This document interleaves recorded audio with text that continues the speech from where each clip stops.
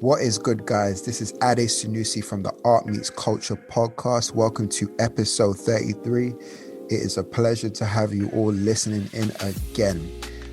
Thank you so much for listening to episode 32 last week with Carl, an amazing human. I even listened back and was just listening, thinking, wow, this guy's really just progressing through this interview. And, he's showing some great confidence. He just did a exhibition last week. It was like a collaboration with Vans. So that was sick, featured some amazing artists as well. It was done by Creative Debut, so shout out to them. And everybody's, supporting artists in the best way possible. Do you know what I mean? So yeah, updates, new episodes of the art review are dropping every week. I've moved them to Sundays, you can get a Sunday watch out of it. You know what I mean? After you had a weekend of watching One Division, but we must start the week right. So why not start your week with the art review? If you're subscribed there, thank you so much for subscribing. If you haven't, this is what you need to do right now whilst you're listening to the podcast. You can do that. Go onto YouTube, type in Art Meets Culture, and just hit the subscribe button so you can be alerted on every video possible. I have something special coming. I've been working on it for the past 2 weeks and still working on it. So I've basically written down 2 episodes of a new show. It's going to be a new show on YouTube, and I think it's going to be one of our most exciting ones to watch. So that will be soon, and that's dropping in March. So I got something coming in March. As for Instagram, we've got something beautiful coming, as well. We've got about, actually, let me not say how many, but it's just going to be a surprise in March when you're going to see the influx of what Art Meets Culture is going to be, how we're going to grow, how it's going to be large, man. So I'm excited. I'm very excited, actually. I've put in a lot of work in the past few weeks, just seeing where the brand can go and how it's evolved over time. And it's been wonderful, man. And I've been truly grateful. So thank you all who supported. Thank you all to the people who have, supported the podcast, shared it, spoke about it, given me feedback. Thank you all to the people who watched the art review. I see you in the subscriptions and stuff like that. So yeah, I think, you get this podcast today, which is Thursday. And on Saturday, I'm going to be appearing on one of my good friends' platforms on Saturday. You will know about it. So once you see it, you'll see it alerted from me on the Art Meets Culture Instagram. Or if you follow me on my personal Sunusi the First, you will see it there as well.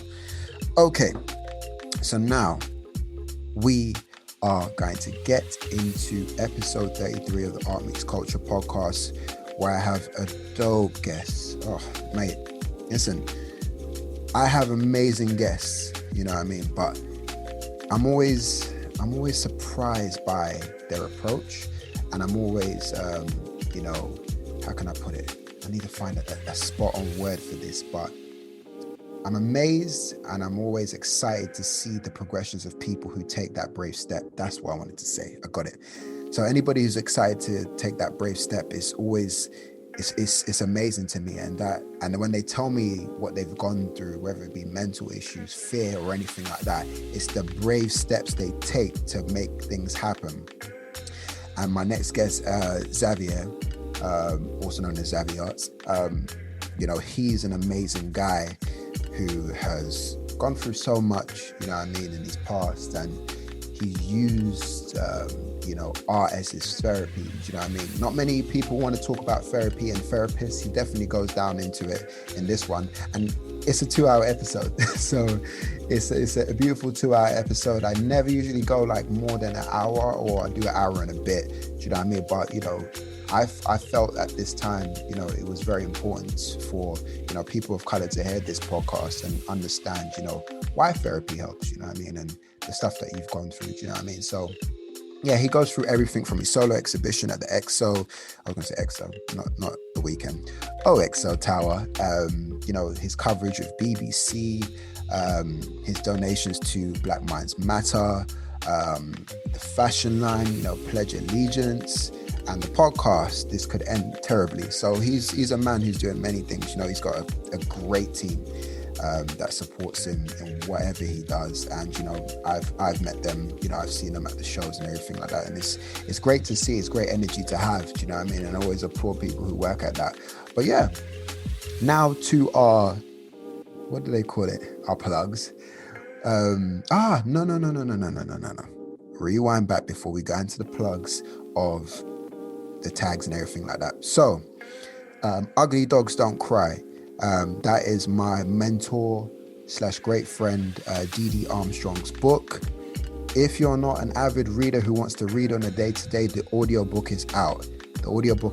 I'm listening to it because I've been so busy. I've even told him, like, bro, I don't think I'm gonna read this book anytime soon, but if you put an audiobook in my ears, and whilst I'm working, I'm listening to that thing all day. It's a 7-hour listen, an amazing listen so far. I'm like 50 minutes in, and trust me, it's captivating. It's very captivating, and it paints a picture. And a little secret, we're in the book. So if you want to know how and why we're in the book, check out and listen. Anybody who's an aspiring artist, definitely check out. Aspiring rapper, check it out. Listen, now we get into the plugs, our plugs. So if you are new to this podcast, please, could you subscribe to our iTunes? Hit the subscription button over there. It's very easy. If you're on that right now, hit that subscription button. Spotify, hit that follow button. Follow us on Spotify. Or if you're on SoundCloud, like myself, I love a SoundCloud. Follow us there as well. Instagram, follow us on Art Meets Culture at Instagram, A Meets Culture on Twitter, Art Meets Culture on Facebook. If you want to personally follow me on my journey and what I'm doing on the entrepreneur side, So if you want to follow me on that, follow my journey as an art entrepreneur and building in that sense, just follow me, hit me up. Do you know what I mean? I say some cool things from time to time, and I am motivational as well. Do you know what I mean? So thank you all again for taking your time to listen to this episode. I've got great energy this year, and I'm happy that you're on my journey, and you're progressing with me, and you're progressing with the artists that we bring on, and following up with them and buying their art, because this is what it's about. That push, for our culture. No one's sleeping on us at all. We are awakening new minds every single day for art. So remain passionate. Let's go. Do you know what I mean? And every week there'll be an episode. Do you know what I mean? And it's going to get better and better. I've got a great one next week. I'm not going to tell you, but I've got a great one next week. But yeah, without further ado, check out this podcast, Xavi Art. He definitely puts his money where his art is. Check it out now. Yo. What are you saying, bro? I'm all right, man. How are you? I'm blessed, man. Blessed. Got my coffee. This is actually my first early morning podcast that I'm recording, 10 o'clock. Yeah, to be fair, this is I think I'm the same with you. Mm-hmm. Have I done any interviews or podcasts like before 12? No. But it's good to get out. It's good to make sure it's the first thing we do start of the day, to be honest with you. Yeah, it's a great feeling, because it's like, it's super productive to me. Yeah. You know what I mean? Because usually I'll do it like 6 o'clock after I, do my day-to-day stuff. Mm-hmm. But we're here Saturday, 10 a.m. Do you know what I mean? Got your coffee, raining outside is a bit of a vibe. Exactly. But yeah, hopefully the somewhat UK sun comes out, whenever it does. So yeah, we'll see. But yeah, man, thanks for coming on to the podcast. No worries. Thanks Absolute for having pleasure. I mean, I've been following you for a while. Even I think you got at me about Tijan put us in touch. Yeah. And then from there, I've just been seeing epicness, man. Like it's like, there's a great energy about you that I like, you know what I mean, in terms of what you do, man. And it's laser focused, and I always appreciate the people who are laser focused in what they do, and is heavily purpose driven. And we're going to talk about a lot of the stuff that you've done in 2020, Pledge, everything like that. Thank you, man. I appreciate it. No worries. But yeah, tell the audience who you are, what you do. So my name is Xavi Art. Real name is Xavier Laurent Leopold. So I'm an artist. It's actually quite new to me, to be fair. I started painting at the beginning of lockdown. I've always been interested in arts, don't get me wrong. I've always considered myself as somebody who is creative, but not necessarily a creative. But the lockdown period really gave me that opportunity to sort of explore and just test the waters, to something that I then found to be quite passionate in, something I'm quite passionate about, and it almost became an addiction with a purpose. Now, Yeah. my background's actually the complete opposite. I'm in finance. So I work for an asset manager as a trader. I've been a trader for almost a decade now. So I started around like 19. Never really got the opportunity, to be fair, to unravel my thoughts. But I found 10 years later, in a sense, the lockdown period, an opportunity for me to do so, and the things that I have an interest in, which is art, and my style is cubism. I would say I probably evolved a bit from that, but my style originated from cubism. Why cubism? Because that was something I wanted to definitely hear more about, because you have some interesting ideas throughout your work, and I can see it's going to be something that's going to evolve over time. Yeah, But why yeah. this form of art? I think there's a few reasons that I then realized over time. But initially, cubism, cubism, cubism.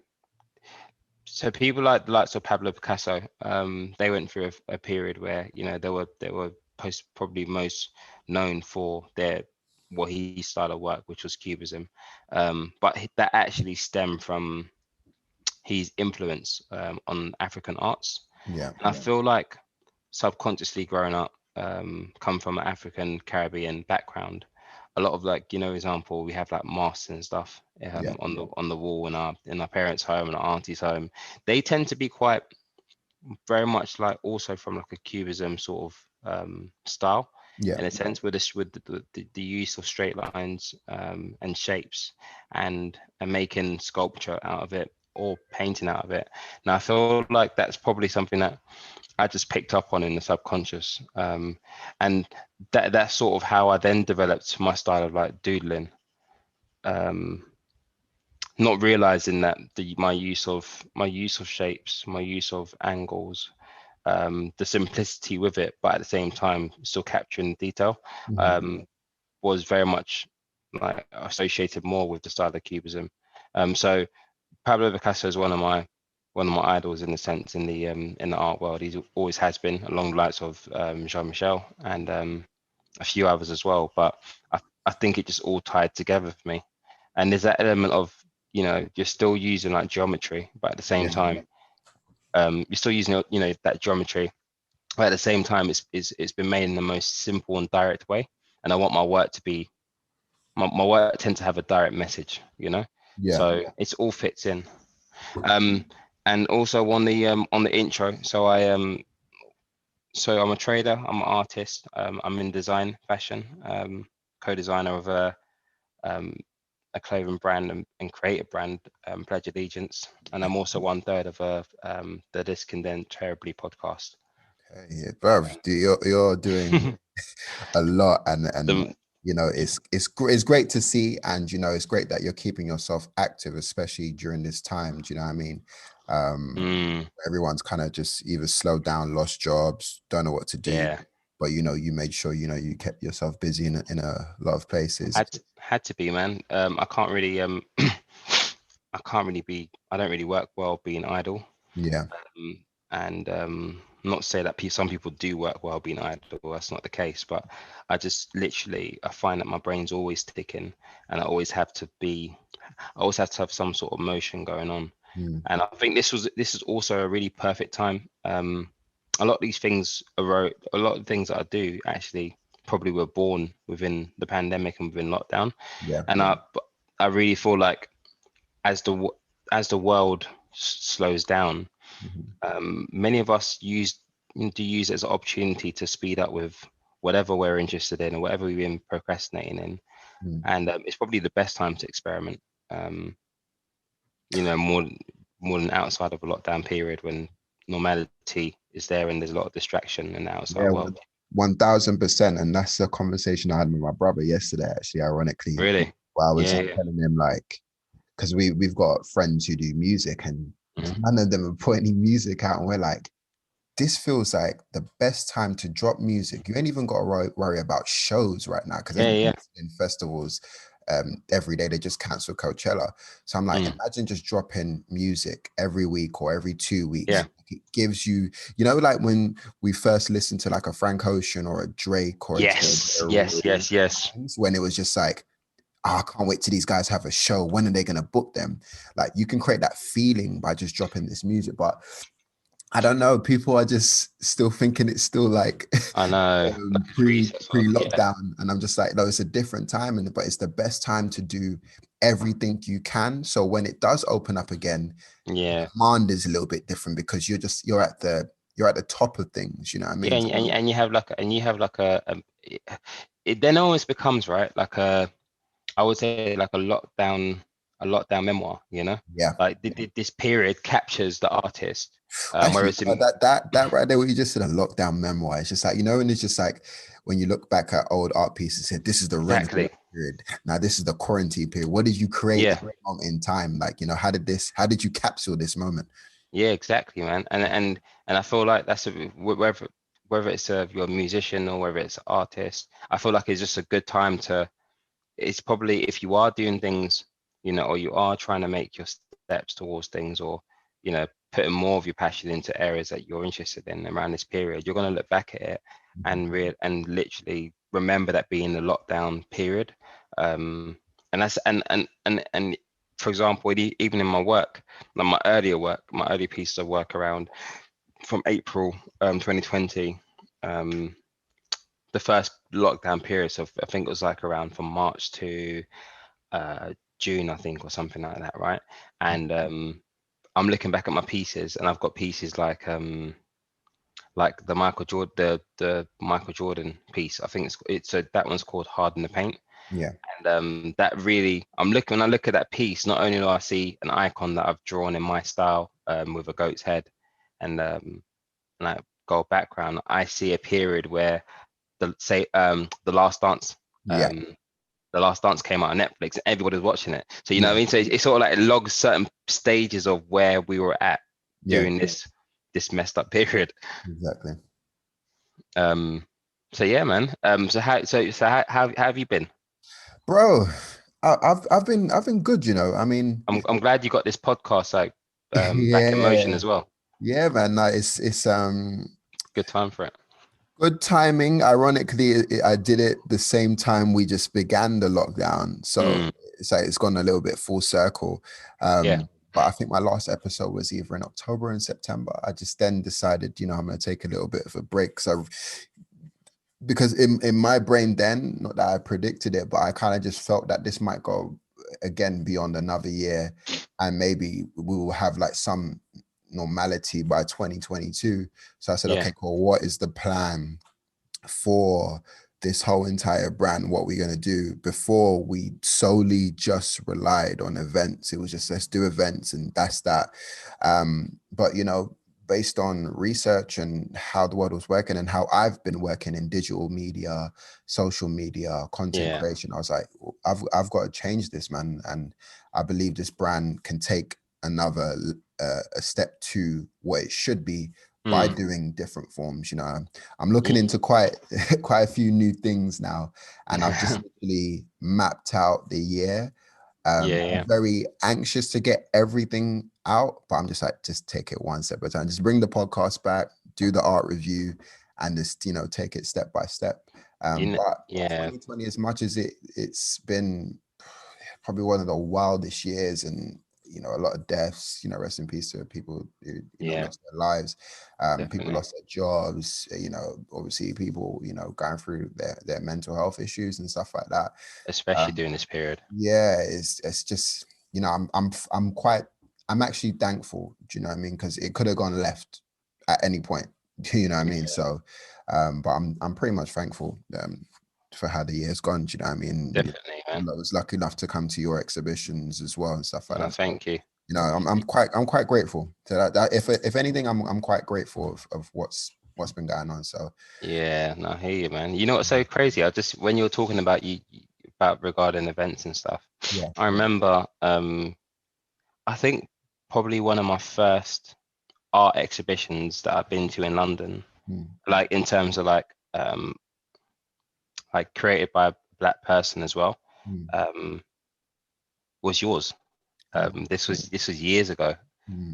This was the Funny Tummy Art Meets Culture. Oh wow. Oh no, it's called Art Meets Music. Yeah, when we had that tower, yeah. Yeah, But that's crazy to me because it's just like that and day. that was in like the Docklands or something like that Yeah, around there. it was such a blur. Because when I do events, it blurs to me as much as I'm there. I know exactly what you mean. Like, 'cause you've done one now. It's like because even when I saw you, I briefly saw you before anything, but it's like Yeah, I always remember setting up, but during the event, it's such a blur because you're here, you're there, you're there, you're there, you're there, and it's like you're organizing. But people say, "Oh, it was a great show," but in your brain, are you sure it was yeah, a great show? yeah. I know what you It's mean. like Or like making what things. or what show? You don't know where the time's what. You don't know Yeah, where the time's gone. But yeah. But how I did you remember find that that it was. show as well, man? I loved it, and I was really inspired, to be honest with you. Back then, I didn't know. Like I've always had like I said, I've always had an appreciation and an eye for art, but never actually had the confidence to actually to embrace it. And just seeing, you know, the artist Finely Tummy's work and the meaning, the depth behind some of these pieces, I still remember them. Yeah, It was just dope just to see like how somebody's like both you, the creator, and the artist, how you can think. I'm always amazed with art itself, like yeah, in different forms, because what you think you're able to bring into like create, like bring into tuition, you know what I mean, like, and materialize it. yeah. And it was just amazing to see that all of this, like how it's created, how the work's been put together, how it's been positioned, like this all comes from the brain, you know. Yeah, And no, and I appreciate seeing that. it come alive, it's just like that. I was just like, nah, this is dope. Yeah, no, Um, I not appreciate knowing that that. I could, not knowing that I was going to be an artist. Fast forward X amount. Yeah, Yeah, I believe that must have been like 2016, I think. Or, yeah. 2000s, I no, think no, yeah, it was 2016, 17. It's so crap that I don't remember the times, but I I think remember. it was around that period because I was working in Canary Wharf around that Okay, period. So there's it literally wasn't that. just around the corner. Yeah, and yeah, but No, that's good. that was dope.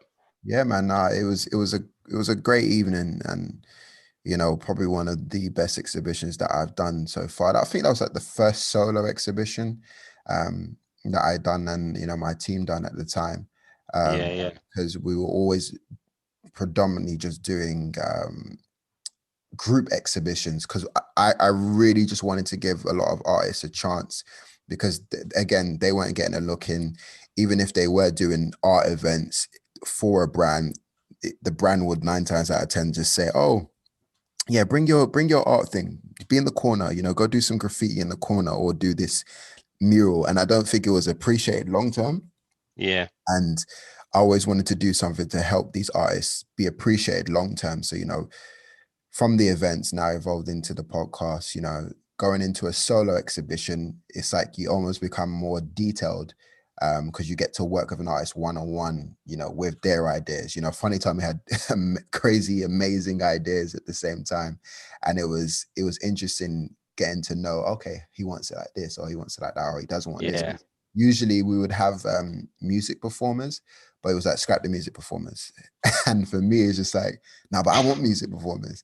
But yeah, then obviously it's like, oh, but you're a curator for this artist. So it's kind of just follow their lead because you got to follow how they would want their art to be presented. So I was like, yeah, cool, let's just do it. Let's do what you want. And, we'll make it happen. So yeah, it was iconic, man. It was definitely yeah. iconic. No, definitely, man. Yeah. So a crazy transition from finance to Yeah, art. yeah. Money and art still coincide to each other. In a weird way, it's in a Yeah. weird way it does. Um, Yeah. yeah. But like how did you just transition from looking at numbers to looking at colors and paint? It's so crazy. It's not even like a transition because I still do, but I you know what it's a weird one because finance and art. um, they got like a love-hate relationship. Yeah. Um, People who in finance, we can't even get into trendy places because like the likes of Soho House and stuff, because we're we're not seen as trendy or not seen as artistic enough. Mm. Um, whereas people in finance look at artists as potentially just hippies in a sense, but they appreciate collecting art, you know. Um, but as for me, from like transitioning from numbers to acrylic, I would say it just gives me that perfect yin yang balance, Hmm. because my day job, is quite demanding, and it's this natural pressure that comes with it that I probably don't even realize myself. Because I'm sort of immune to it. Yeah. But after a long day at work, I had something to look forward to, and Hmm. I had something to express myself. So I picked up the paintbrush um, at the start of lockdown, because I'd been through some I've been through like bad experiences with mental health, and I never actually got to address it. Yeah.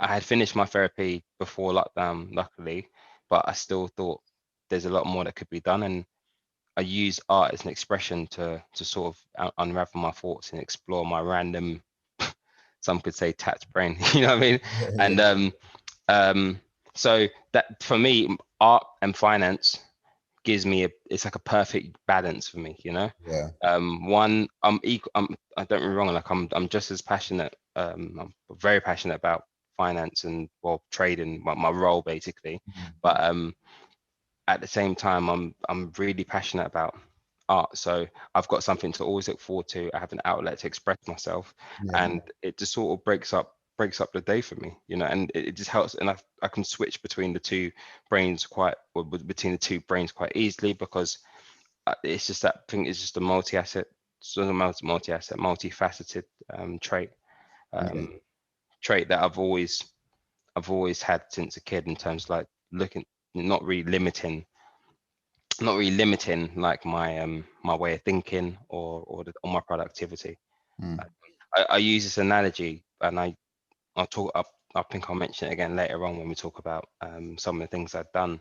But I tend to try and look at life like a cube and not like a square, in a Mm. sense where I've always maintained, or I've always encouraged having a dimensional approach, and I, not like a 2D approach to things. So yeah. no, I like that. I really like that. And it's you're adaptable, which I wanted to say. Like, you know Thank what I you, mean? man. To adapt in different situations, and you kind of know the importance in every moment. Do you know what I mean? Yeah, I'm doing the finance stuff. This is important at this time. Cool, let's go focus on the art. Cool, let's go yeah, focus on pledge. Cool, let's focus on the podcast. So yeah, you know how to maneuver. If you're a footballer, you play many positions. So yeah. you do that Something also like as that. well. You know what I mean? Um, Mental health, it's I've had my moments. A lot of people are going through deeper moments and stuff like that. Mm. And it's inspired your art. I mean, tell us your journey through that, and Yeah, how yeah, art became like a great therapy for you. yeah. So when I was doing my therapy sessions, back in 2020, between like 2018, I was eight, like end of 2019. Um, I used to doodle in my sessions, like how my style of work is essentially how I would draw, and like how I scribble things down. And the therapist asked me, like, why do you do that? And I said, it's a habit for me, because it's just my way of expressing, basically my way of relaxing myself. And just I'm not really like the best when it comes to writing down my thoughts, but illustrating them, it just sort of works well for me, as it does probably for others. Um, and she said it's something that I should potentially look into, like doing, in terms of you should consider painting it, or doing more of these. And I was like, no, I don't think so. Mm. um they're not that great. And come come the lockdown, when we approached the lockdown period, I've really found it as a vice. Mm. um one painting, when I started a new shapes painting, I realized how cool it is to be able to in a sense, illustrate your deepest of thoughts or insecurities, or just a concept itself on a canvas, and it telling a story, and that story allows me to get that off my chest, which makes me lighter, but it also teaches another, who's keen and might have caught their eye and is willing to take something from it. So with that, I realized like a full circle benefit from well-being. Yeah. It's like I'm getting something from it, and somebody else is also receiving something from it, and I just thought like it was important now more than ever, to be an advocate and to speak up on things that aren't really touched on, because it's seen as a taboo, Yeah. or people associate having not taking care of your mental, or having gone through mental health issues, that being related to being strapped up in like Maudsley Hospital or something like that, so I see a lot of things out there in terms of, I see us as Black people encouraging, or like bigging up a lot of things which we rightfully so should be, in terms of Black entrepreneurship, achievements and stuff, but I think it's just as important to represent something that probably a lot of us keep at home, in terms of like when no one's there, when we're alone in our thoughts, and we all doubt ourselves in one way or another. We all potentially have gone through dark periods that aren't pretty, and if I could be somebody if I can be somebody to be able to have a conversation with someone through my art and it's helped them, then that's all I care about, really. That's like my mission complete, or that's like my mission fulfilled. So I touch on other areas, other social topics within my work, but I feel like because therapy and the well-being aspect of it is so close to my heart, that's a consistency that will always prevail, and through it, and even through other mediums, through the art, in terms of the social responsibility aspects of it and the charitable relation stuff. It's just something that I took as an opportunity to explore and to use my platform, fairly new platform, to help others with. Yeah. No, that's solid, man. And I just felt that was so powerful, even hearing that. Do you Thank know you, what I mean? man. A lot of people, do have a lot of stuff by themselves, you know what I mean? And, don't have anybody around. And especially in this day and age, it's, we have the beautiful iPhone made by a genius, but within Yeah. that, there's different portals of people either pretending, you know, and it just triggers the mind in ways that we was never ready for. Do you know what I mean? Because it's Yeah. fast, and it's just trying to figure out how to adapt to a lot of those situations. But not even just to like lock into social media. It could be a family issue. It could be so many issues. You know what I mean? But I think So many issues. having conversations do help, and it helps Yeah. alleviate a lot of things from the mind, because it's just like carrying. So imagine carrying so many weights on your chest, and someone saying you to bench press it every single day, and it's like, mate, Yeah. I got to go back down to 5K. Let me do this. Exactly. I mean, I definitely got to go down to 5K. I You haven't know touched the weight since last year. Yeah, man, same here. Um. And it's just like it takes time to build mental strength. Do you know what I mean? Uh, Yeah. I do think, people shy away when people hear mental health, they think, they're crazy or stuff like that. But, I always say, like, maybe we should call it mental strength. Do you know what I mean? Yeah. Just Yeah. strength of the Exactly. mind, like, advertise it like if it was a gym almost. Do you know Yeah. what I mean? And just tell people, this is how you can strengthen your mind, because they always talk about, churches trying to strengthen your spirit, all these motivational speakers trying to strengthen your spirit. I think there needs to be like a cool rebrand of, let's do this mental strength. Let's Yeah. get You know what? strong together. Do you know what I mean? 100%. I mean, I was having this conversation with one of my mates the other day, And it's interesting you mentioned about the spiritual, you know, getting in touch, getting strengthening your spiritual as well, because not religious, not necessarily religious based, but in terms of, I find a lot of we love to talk about us as humans. We love to talk about, our generation loves to big up or talk a lot about spirituality. But I think, you know, I've had some great teachers in my life, in terms of like spiritual teachers, and you know, people who genuinely have cared about my health growing up as a young black man. Yeah. And I always was, and I basically mentioned in this conversation that, um, and I think that led to me doing my recent piece. It hasn't been released yet, but my recent piece on anatomy. But it's just basically about the fact that we're just so, we need to always sort of realize that, um, understanding our body, Yeah. is just as important as understanding the soul. And I feel like, a part of your body, we take a lot of it for granted, and that includes our brain. And our brain actually, our brain almost works autonomously, you know what I mean? Yeah. And if we take care of our brain and we take care of our mental health, then that's really like the foundation for our actual health. I know for sure, you know, I'm not even embarrassed to say it. Like, I know for sure, when I'm not in a great place, I don't take care of my body. I don't take care of my health. Like, I'm probably eating less, because I've lost my appetite, I'm just not eating as much. You know, I'm not setting myself a good routine. I'm not exercising. And these are all the things like eating, exercising. We love to show those things off on the gram. You know what I mean? But Are we eating good lobster and roast? yeah, exactly. We eating good, we eating You know? good. You know what I mean? Yeah. So, but you know, probably, I just feel like it's just, we can be more enthusiastic about it. And if, like, that comes first before anything else. Like, I'm not like self-centered with my art. I always try and make sure my art stands for something and can help somebody.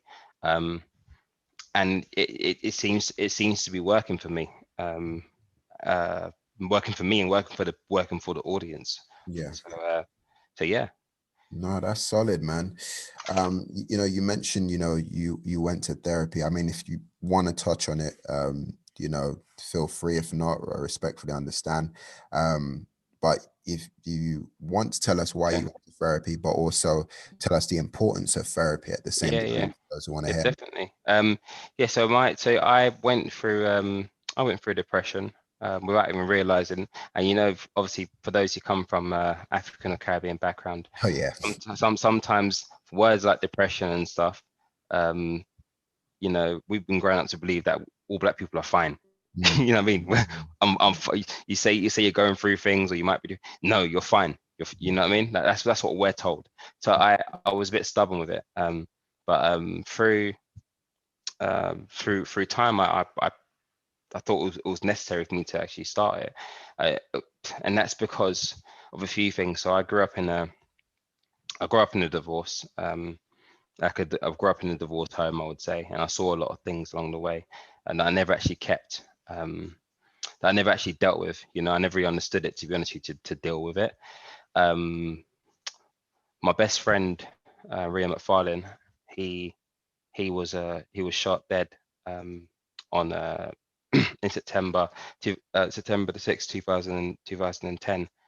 So we were 18, and that was that transition moment in my life as well, because that's when I sort of started making my steps in the city, as a young professional.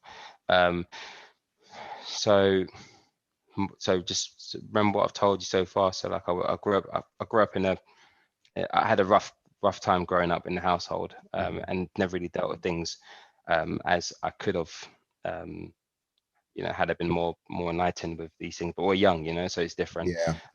I lost my best friend. He was essentially my brother, and you know, so tragically.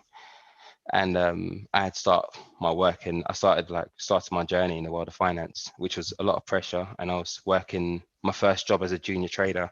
I was working the Asian markets. So I was working from 9 p.m. till 11 a.m. every day, That's wild. covering covering developed Asia to frontier Asia, and like I think Pakistan closed at like 11 o'clock, so it was long days. I say all this to say I just had a lot of things that I had, whether it's from pressure through mourning, things that I had seen, that I've never been great in terms of communicating my thoughts. So I'll just keep it all bottled up. And I guess in my industry, I just never really had a chance to do so because of how fast paced it was, the pressure I was under. It just became a snowball effect. It came to about me, what, 25-year-old Zev. And I just realized I've always been in a sense a light for other people, in terms of people tell me you give off like a radiant energy, like you gravitate towards your people. People would ask me and turn to me for help, or I'll selflessly give that help, you know. But I realized when I got home, I was unhappy, you know. And I would say my worst, I've always said this, the worst part of my day for me was brushing my teeth. And not necessarily because I don't brush my teeth, because I brush my teeth, but the fact that I have to look in the mirror, and I would, in the mirror, I'll tell myself, you're not happy, like I'm you know, you're embarrassing, or you're pathetic, or you know, these are things I'm telling myself, which is the opposite of positive affirmation.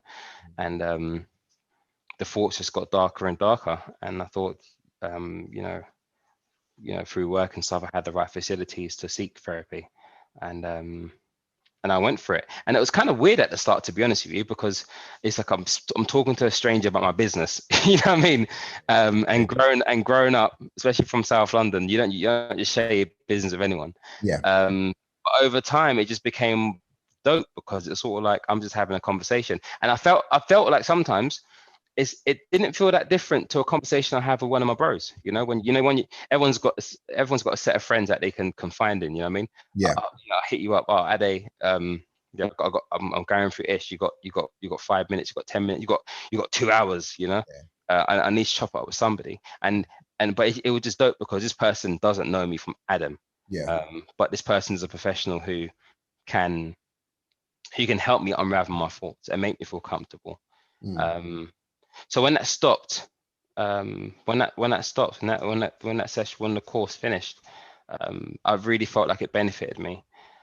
But then I did at the same time feel like sometimes you can still be so sensitive. And I think I then started to develop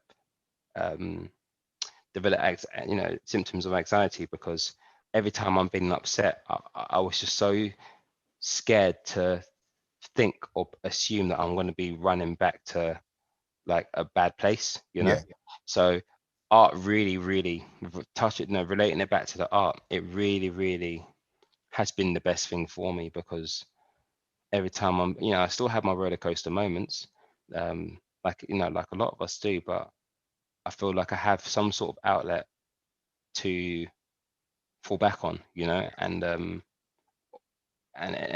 9 times out of 10 it does the job, as long as I've got the right, as long as I've got like my right paints and stuff, and I ain't got like stop what I'm doing, in a sense. But other than that, it's just an enjoyable experience. Wow, man. That's like powerful to hear, and I think a lot of people will appreciate hearing that. You know what I mean? Yeah. And the strength that you found yourself in, because we all go for it, bro. You know what I mean? And Yeah. like, a lot of us don't want to admit that and say that we're fine, but we all go for it. You know, I remember, years ago, I think it was just after it was just starting art meets music at the time, when it was called that. And I was working part-time at the Ace Hotel. So I was doing 4 p.m. to 3 a.m. night shifts. And I was literally, there was a time when I was being a waiter, because it was like, my brain was like, oh, I've just come from Universal and now I'm a waiter. But I'm not knowing that this is my entrepreneurial journey and this is how it starts. But I remember there was like an evening I was there, and then like these customers were so rude. And I was just like, I'm gonna either punch this guy, or I'm gonna start coming out crying, because I was thinking, right, like, this is my life. I'm a waiter. I'm serving people. Do you know what I mean? Yeah, I know what you mean. I'm not. It literally put me in like such a, call it. It was an ego moment, but it also made me feel like, is this whole brand gonna work? Is it gonna be something? Is it gonna Yeah. change people's lives? And it threw me off, because in my mind, at that time, at that age, it was like, I'm supposed to be this, but I'm not this at this age. You know what I mean? So I think a lot of thoughts run through a lot of people's mind even through that. But Of I think, course. therapy is a key thing. Do you know what I mean? I haven't thought about going therapy, but I find my therapy in, watching, the late great Kobe Bryant, and watching Yeah. how his mind is. Do you know what I mean? And That you is know, it. That is it. Like yeah, it literally doesn't, like therapy doesn't necessarily have to be um you can find it in different forms, you know? exactly. And even having conversations like this, it kind of, he went through that. It's Yeah. like certain relief points, you know what I mean? And Yeah, definitely. you don't feel, maybe I'm not the one losing my mind as well. And maybe, this is a thing that happens that people don't talk about enough. Because I think once conversations are had, and it's normalized in spaces, it's just Yeah. like, someone probably looked at someone and said, bro, why are you pushing, why are you bench pressing for? I don't understand it. This looks crazy. And then eventually you see, oh wow, he's actually getting stronger from that. Yeah, Okay, let's exactly. normalize. Oh, why is he going to therapy? Why is he always watching stuff to motivate his mind? Oh, now he's this because of that. Do you know what I mean? I think showcasing the process helps people. Do you know what I mean? Because when people jump into that, talk about mental health, people automatically think, oh, they're going to go for an emotional talk and stuff like that. But I think Yeah.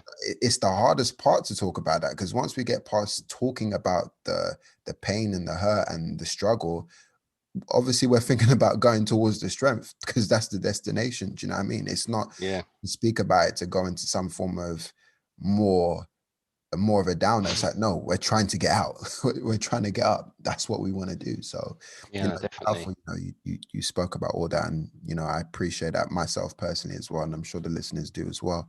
Yeah. And Um, that's what go on. go for it, go for it, go for it. No, go ahead, mate.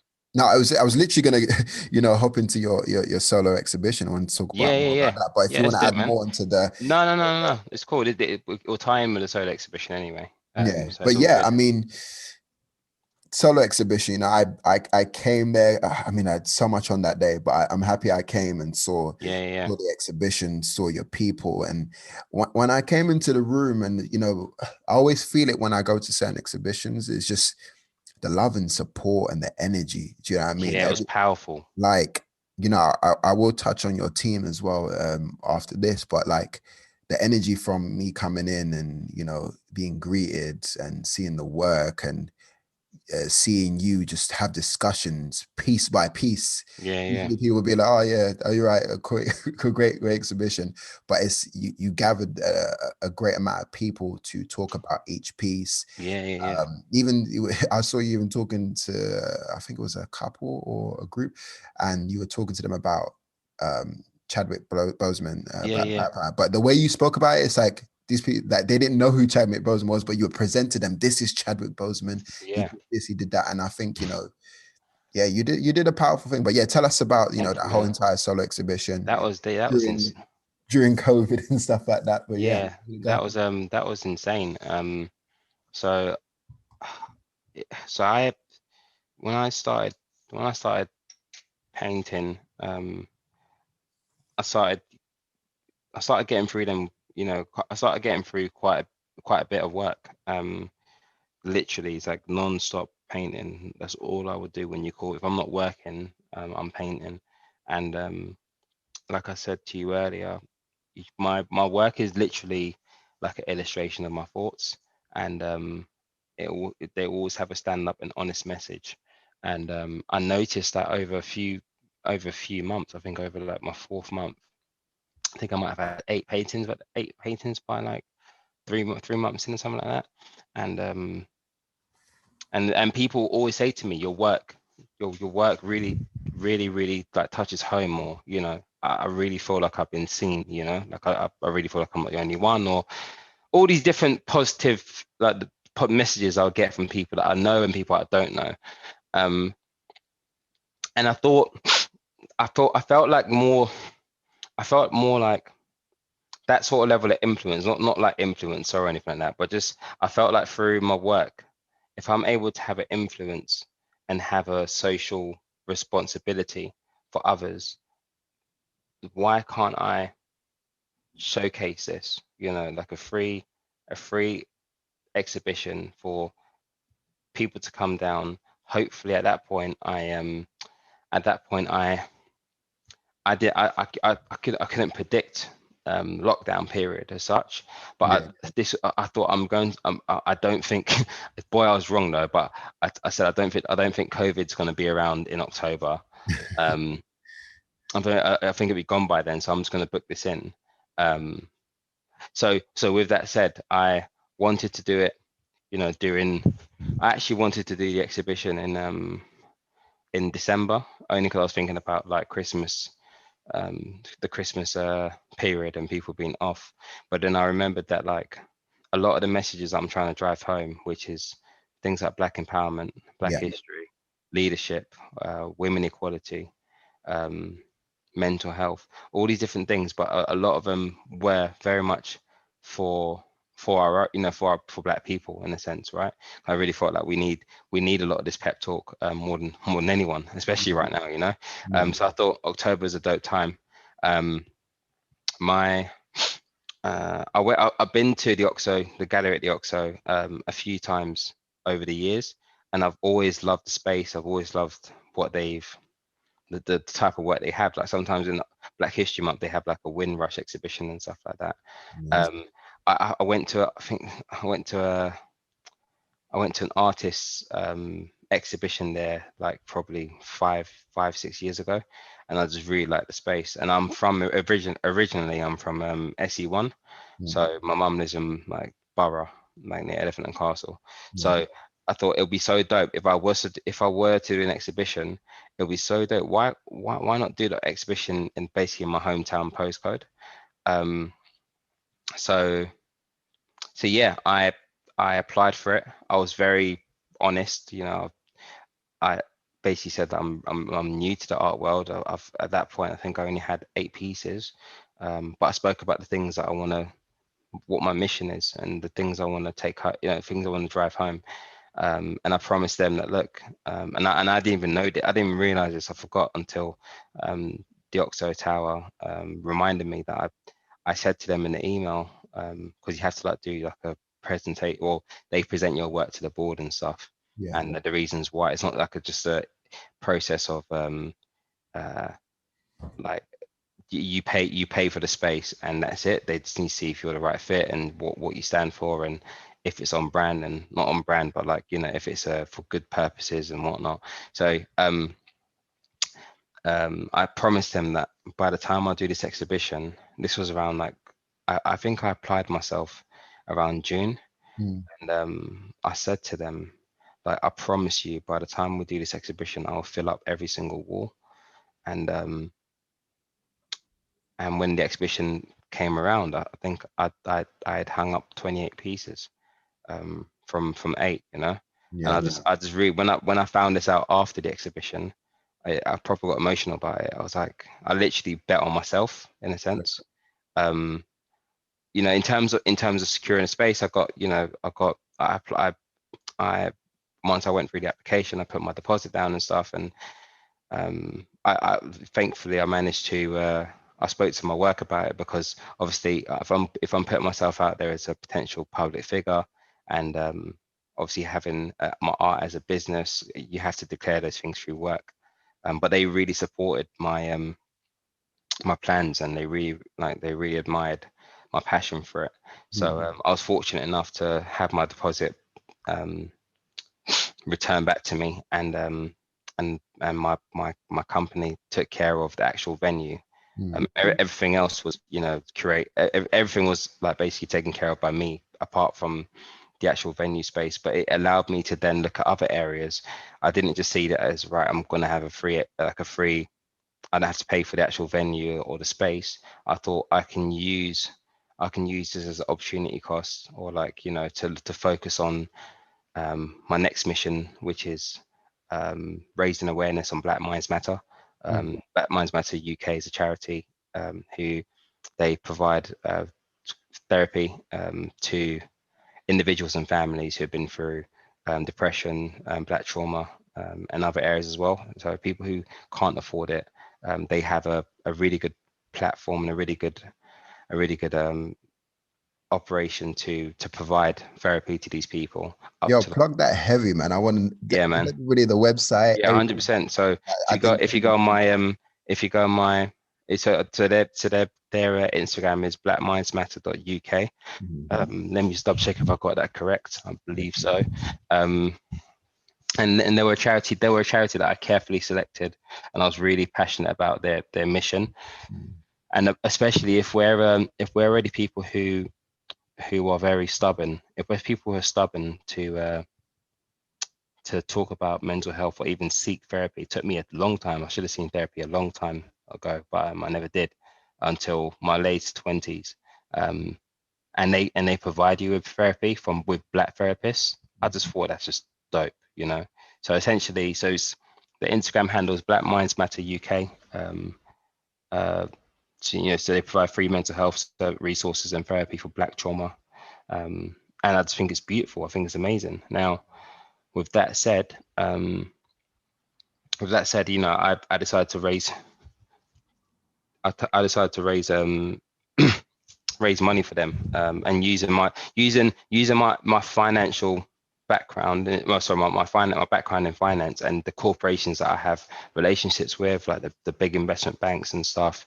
I used my art as a bridge, in a sense, or a medium to bridge that gap between the world of art and the world of finance, and raise awareness on social topics, and having the cause with it. And it just all made sense to me. It was like a master plan to do my bit in the world, obviously with the help of a solid team behind me as well.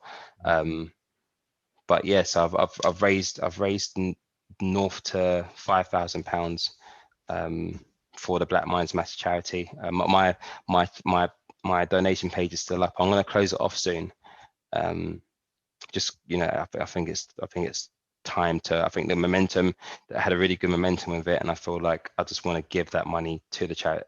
As in, I submit the money to charity for them to take care of X amount of people. You know. So yeah. So that's like a part of the philanthropy arm of my mission through my art. You know. That's big, man. That's definitely big. And, you know, thank you for sharing that, because I know people are going to be on there to check that out, because, you know, a lot of our listeners, you know, when they tell me about the podcast, they say it helps them therapeutically.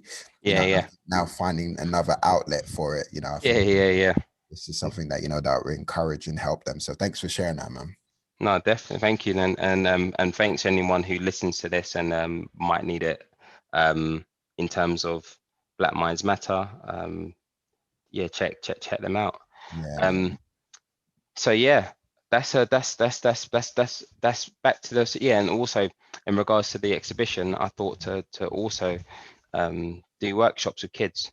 Yeah. I really felt like I haven't got any kids myself. I've got a ton of godkids, but I do know that for sure kids aren't educated in schools on a lot of things that really do matter from a young age. Yeah. Especially during a time like now, I wanted to go into schools and speak to them about creativity, but using creativity as an asset, or appreciating it as an asset or like a commodity, to think outside the box and not necessarily just to do art, if that makes sense. So when you're in school, an art teacher is telling you what to do, and they're telling you creativity just from this small section of the creative world. But if you have a different approach, it can take you further. So for example, if you're able to think outside of the box, you're able to be creative. You don't have to just apply that to the world of art. Yeah.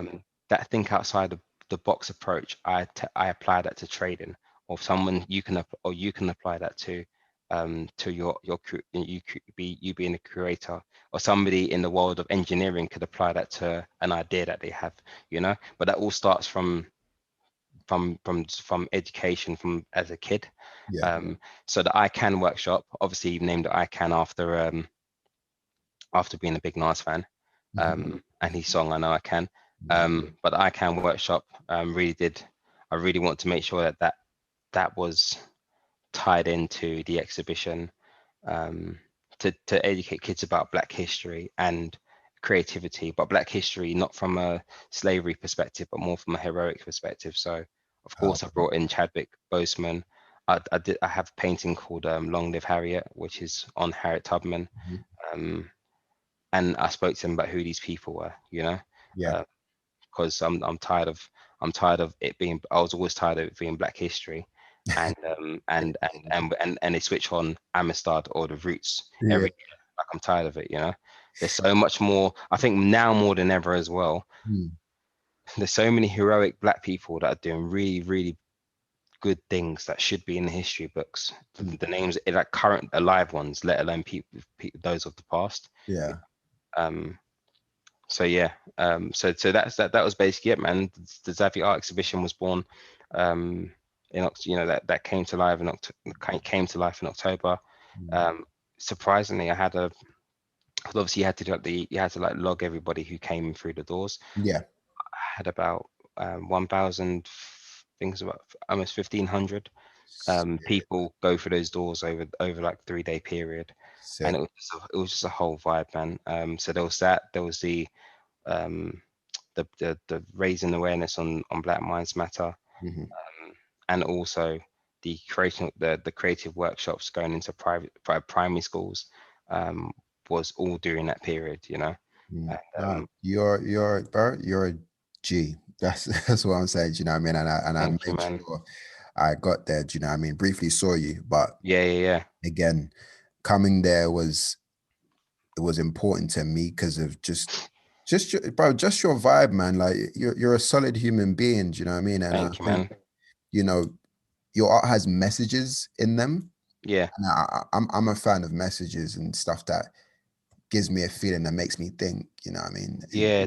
Even if it's in the smallest sense, it still makes me think, you know what I mean? So I had to come show love and, show some appreciation. 100%, man. I was gonna say, even on like it's crazy because like they're different. Obviously, there's the different art.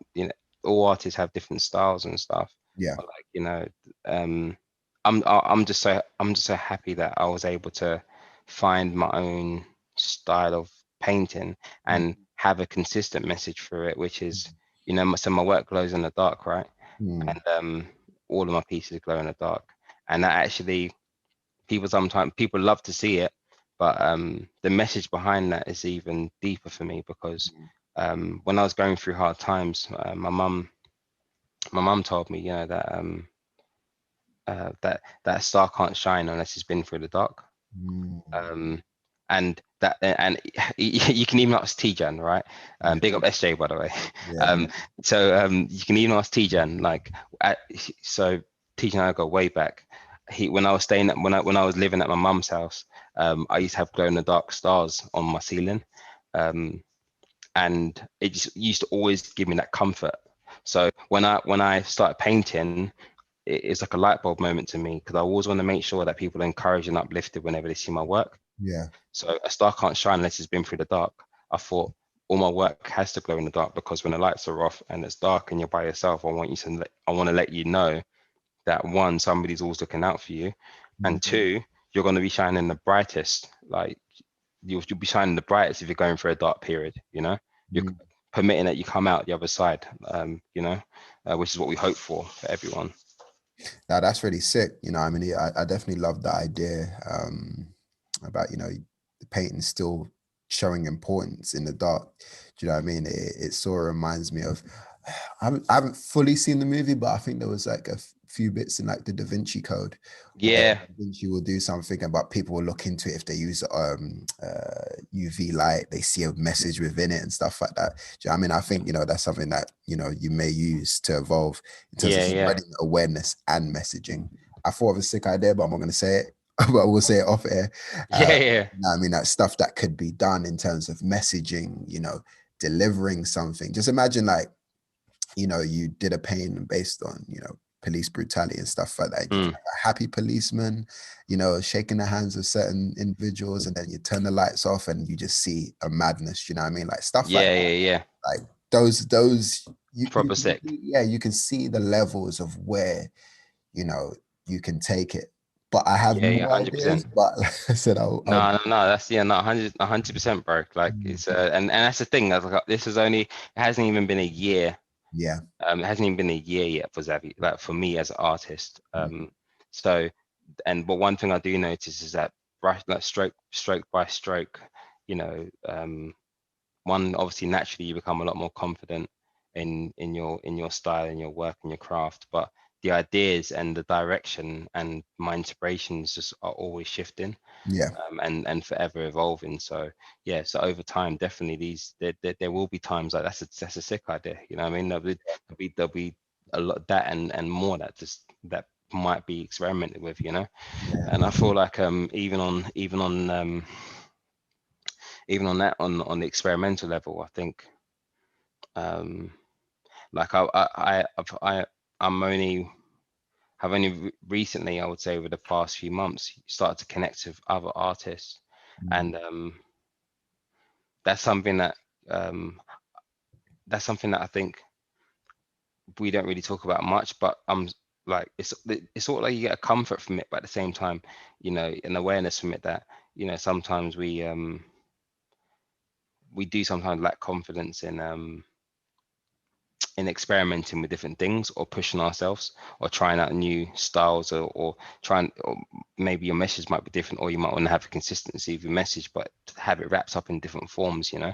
Yeah. um, so yeah, I completely what were we saying again about regarding in terms of the message and the style of work and Yeah, yeah, stuff, exactly like that. in terms of the message and style of work and stuff, I think it's something that if we do go through periods where we lack confidence in it, sometimes I feel like the comeback is a lot greater.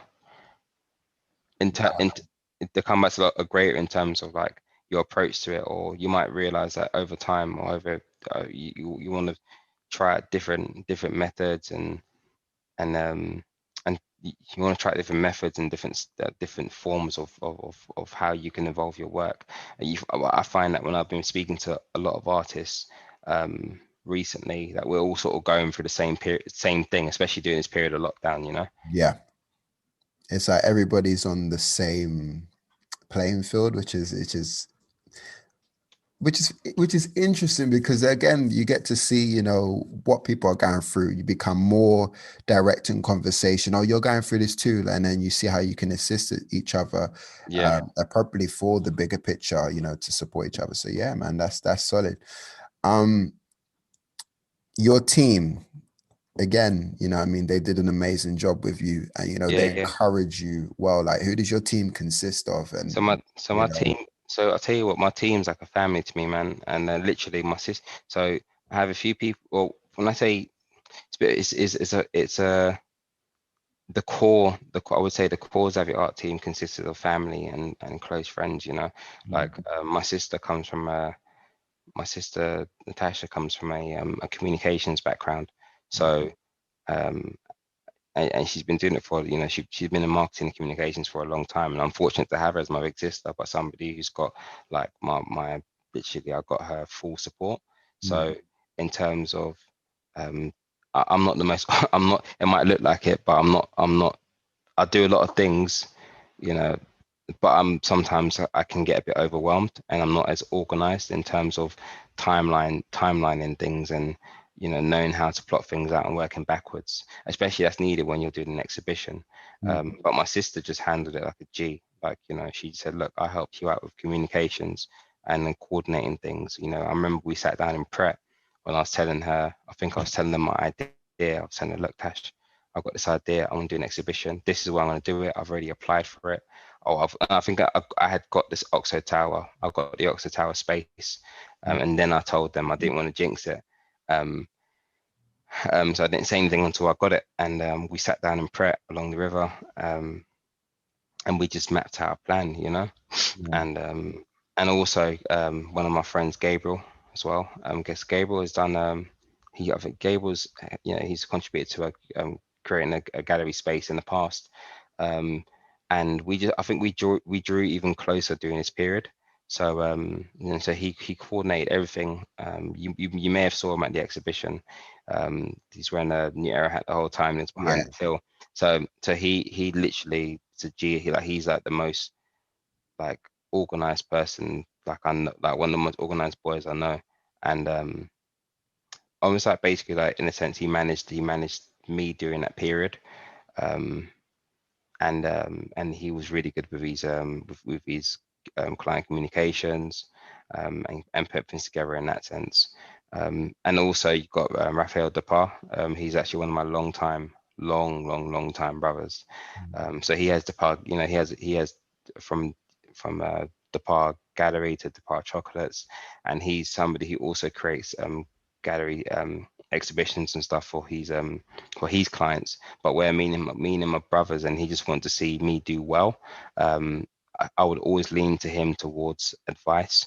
He'll always literally, if in terms of direction, on where I want to take this, not just from artist level, but more from a looking at it from a brand, and how I'm approaching how am I going to approach my exhibition in that way. There's so many people. My cousin Rianne, all the my mailing list, the person who organizes my mailing list, and just from so many. Like Ade, I didn't realize how many things go into doing an exhibition beyond hanging up your pieces. Like for example, like risk assessments and stuff like that. Wow. Like my risk assessment documents and stuff like that. Like my cousin Rianne, she's a G. She's super thorough, and I can't read missing out of people as well, like my brother and my partner in Pledge Allegiance, Scott Medusa. One person who's encouraged me with my creativity from the start. He always saw the creativeness in me before I even knew it. Even from when we started, he took me on board. He's a founder of Pledge Allegiance, and he took me on board as his right-hand man, co-designer, and partner in the brand, because he saw a creative element in me. He saw I had the eye. So big him up. But he ordered my work, ordered my visuals. You saw, like, from my posters to the billboard, to all these designs. He was up late with me, and creating those. And in terms of the person who was also hosting the ICANN workshop was also Scott Medusa, and my boy Carl Conado. But that was, I would say, that's like the core team. But I had so many friends and family and stuff to help me in one way or another. Even down to the people in my bedrooms who helped me install my work, and also de-rig my work as well. Like, there's so many different moving parts that the exhibition wouldn't be how it was unless unless you have like a lot of people, unless you have the right people around to help you with, and some of the things you won't even think of, and you definitely know that because you put on exhibitions. And it's just insane. Like, I thought I'm just going in, hanging up my work, and just kicking back and trying to smile and look good. Listen, that whole organizing the event thing, you realize that I think people always think about the final product. Oh, wow, you did all this, but there's so many parts to it, so many niggling parts. Funny enough, because I took an event management course last year. I was like, I just need to get better at my skills, so let me take one. And they were like, "Oh, Ade, have you ever had, like, public liability insurance in your shows?" I said, "I've never ever had public liability insurance." And they said they could have shut down any of your events if you didn't have any. And that was the first thing I learned, you know what I mean? Because trust me, my events, I've probably broken a few things that these venues don't know and stuff like that. Yeah. All these things could have been covered for insurance. From the mailing list, from emailing people, from telling people about the event every single time. Do you know what I mean? That no day can go idle. You have to kind of keep promoting, and then on the day, then it's the hosting, and you've got to be a host, and you've got to talk to people. Because you even had it, I don't know how long the exhibition was for, but you had to do that every single day. Every day. Like, you're like, okay, cool, get back into it. And it's, I wouldn't say it's taxing or it's annoying. I think it's beautiful because you're stepping up. This is your passion. So if this is what you want Yeah, to do, as much as we know it's long, you start to flow with it with more encouragement. Do you know what I mean? And it's, yeah, it's sick that you've done that. Do you know yeah, what I and mean? It was a spot definitely, on man. event as well, man. I really loved it. Thank you, man. No, I mean, like literally, like I couldn't, I wouldn't change the formula at all in terms of the people who helped me bring this to life. You know what I mean? And Mm, it's one of those interesting ones because like I would consider them as like the people who helped me, but I would consider them all as people who actually kept me going. You know what I mean? And mm, and thing about art is in terms of exhibitions and stuff, it's not like a consistent thing as such. You know that you can have a consistency where it's like a once a year, twice a year, and you get involved in group exhibitions. yeah. But it's like I would say I'll do it all over, and I'll do it all over, and I'll do it all over. But Mm, if with COVID in the way, and also there's a lot of time and energy that goes into it. So I think everyone just has been. I think I owe everyone a well-deserved break. You know. yeah, man. Nice, solid, Yeah. man. Shout outs to the team, man. Thank you, man. Speaking of a pledge as well, that's a brand I really like, and Thank you, man. um, and I like what you guys do. And like, what is what are the what's the purpose? I don't want to say what's the So vision. I would like yeah, to. I like to. I've changed it now. It's like, what's the purpose? so With pledge? literally, so pledge is so pledge full name is Pledge Allegiance. It's more than just a clothing brand. We like to consider it more of a way of life and a lifestyle itself. Um, Scott actually made Pledge I think a year before I came on board. But it was more taken like a creative consultancy approach, like Mhm. is it metallic? Yeah, Yeah, and apologies if I said that wrong, but yeah, it was supposed to be taking that approach because he's somebody who's he's multi talented. He's an artist. You actually would love his paintings. Like mm, he's anime. He does a lot of like anime related paintings, but it's just like he does it on levers. He does it on canvas, anything. okay, But he does that. But he's a graphic designer. You know, he can do video editing, photography, and it was supposed to be like a Pledge Allegiance was like a creative hub between him and a few of his friends. Pledge itself, in terms of the clothing, was basically almost like he's like the uniform, you know, yeah, for the actual team. But it had a distinctiveness to it. I think it took him like maybe 4 years or maybe 6 years in conversation with him to actually make the logo so distinctive. Um, so essentially, um, you're essentially pled with when we say pledge, essentially where is a message to sort of like pledge allegiance to yourself and being true to you. yeah, Our slogan is that like people are too focused on others rather than into being. You know yeah, what I mean? And into being is basically like the shorter slogan for it, and it's just all about being original to you and simplifying simplifying you and your dreams and your thoughts, and you can see that through the minimal approach that the minimalist style we take to our clothing and our apparel. yeah, It's very streamlined, and there's not too much going on in terms of graphic, but it's clean. There's a quality to it. We'd like to aspire or associate ourselves more with um, we wouldn't really want to call it like an urban brand as such, but we're trying to aspire to be in the same mix as like the APCs of the world. You know yeah, what I mean? The Sandras of the world, and well, I wouldn't say Sandra, more to fit like an APC or mm, like or a Leaks, you know. mm, But we're getting there. We're just having fun with it, and we've always wanted to take we both respectively have decent and engaged platforms. We like to have Pledge as like a standalone, and we're just trying to grow it organically. You know, we slow down, we slowed down on the face of it, but we're doing a lot of things behind the scenes to roll out in 2021. yeah, But we just thought it would be healthy just take a bit of we go back to the drawing board and just sort of shift and change direction mm, and put things like document in a sense like our 5-year plan with it. Yeah.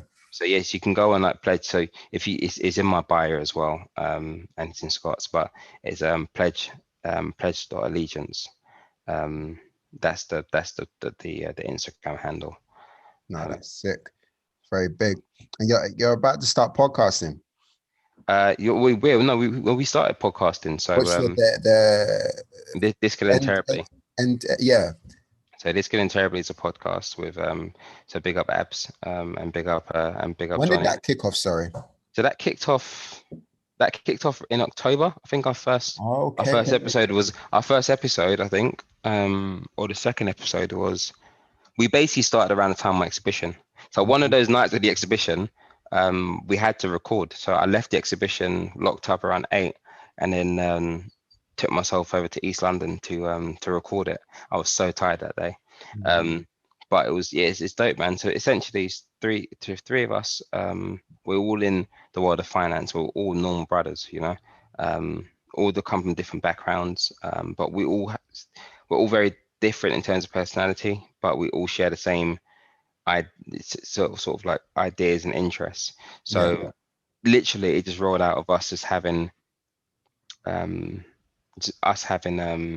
conversations, and whenever we have conversations on the phone, they always tend to be quite deep ones, you know, or like just deep or funny or silly, but just things that we always say to ourselves, man, I wish there was a fly on the wall to catch this.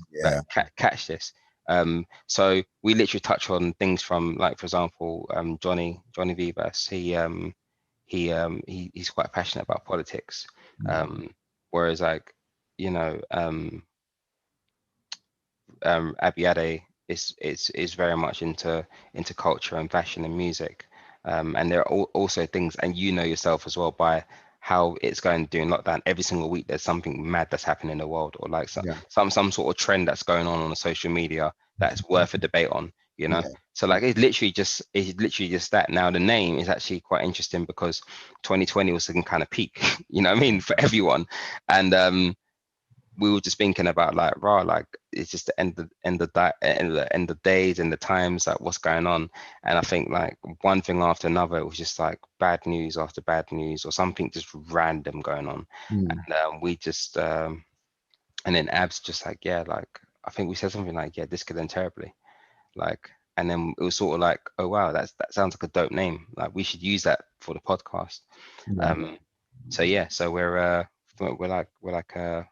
like 8 to 9, next week is 9 episodes. It's bi-weekly, and it's we've had really good feedback on it so far. So yeah, man, it's on all, obviously that's on all platforms, all your podcast platforms, like Spotify, Apple Music, YouTube. Though no one really goes on the YouTube as such, but we're just like literally trying to roll it out organically.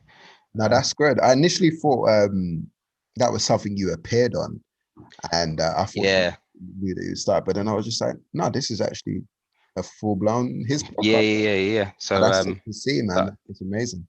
Thank you, man. So it's literally so I'm one of the 3 people on the podcast, and we're just having fun with it, and it's going to get more and more exciting as well. I'd never really been a podcast person, admittedly, but this is different. I just really feel like once every 2 weeks it's a good opportunity for me just to talk ish with my boys, and just literally talk about in-depth stuff, bust joke, be silly, and then go home, you know what I mean? But the only difference is it's just recorded. You know what I mean? So that's how I take it.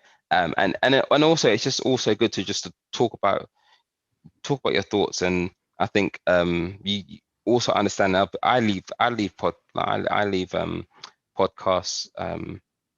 I leave podcasts sometimes thinking about things I never thought about before, you know. And you almost always feel like a fly on the wall with podcasts, which is a different, to be honest, it's a different type of chilling. It's a different type of vibe to listen to music, you know.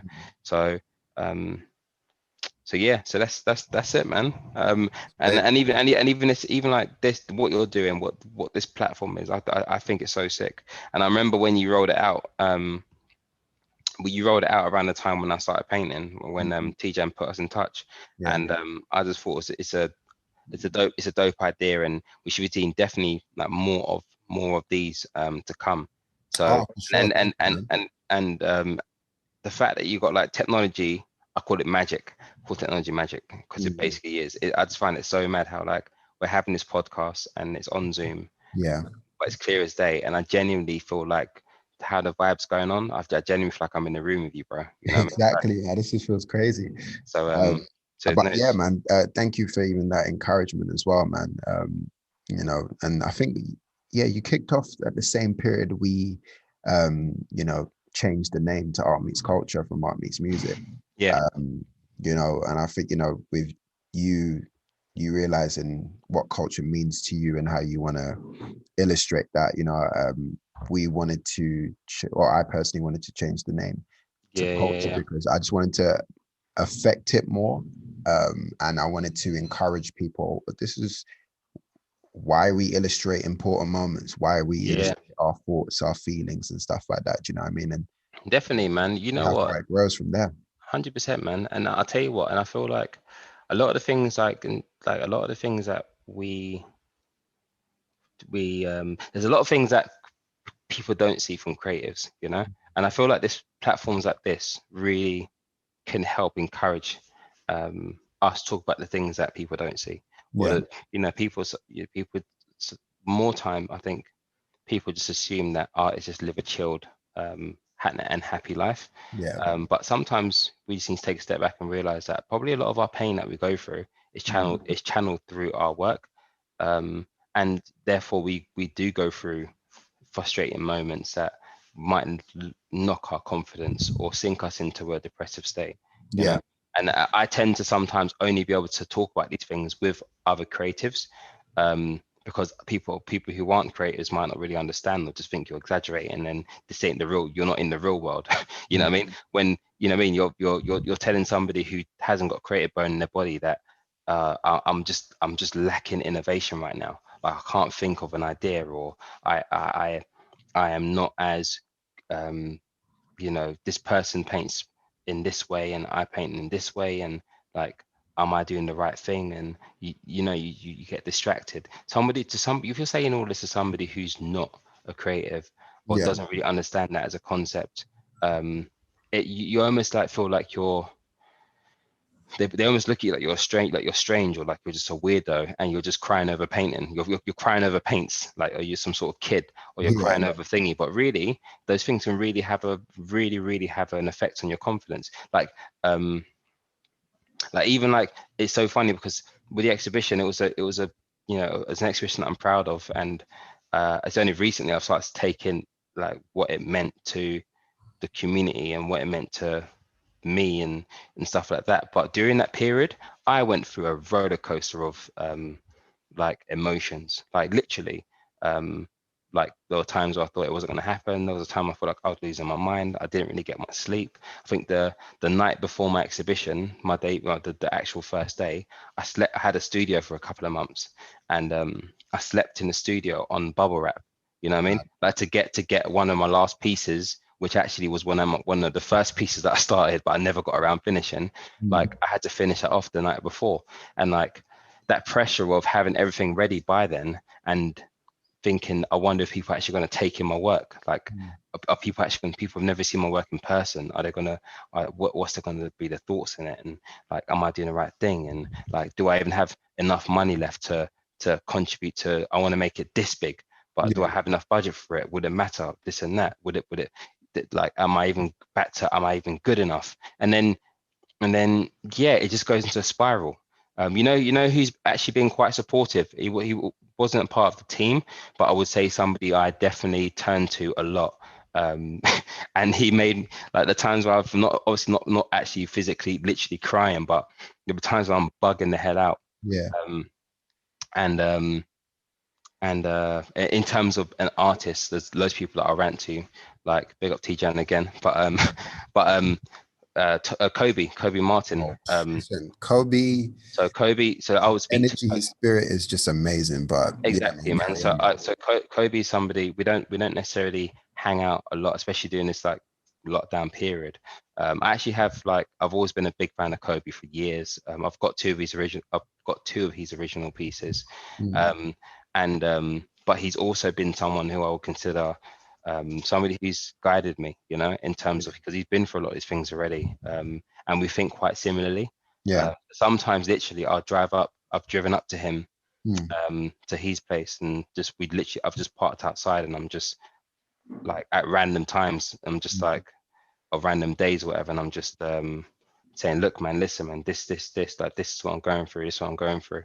And then you realize that, you know, he's been through it, but he just sort of had always helped me recenter myself, you know. Or I'll call him like a day or two before, and I'll be like, look, I'm bugging out on this, or like in terms of idea generation, um like I've got this and this going on, but I don't know if it's good enough, and or this and that, you know what I mean? But he'll just Yeah. be telling me, like, look, just stick to your craft, and no one could take that away from you because you worked hard for it, you know. Exactly. And so yeah, so that's one of the main things I actually wanted to drive home in terms of yeah, thank you so much about, in terms of thank you so much for saying, you know, that I give off a positive vibe and a positive energy, and through my work I reflect that. But at the same time, I'm just as normal as everyone else when it comes to having, you know, some sort of like periods where we might lack confidence, we might doubt ourselves. Yeah.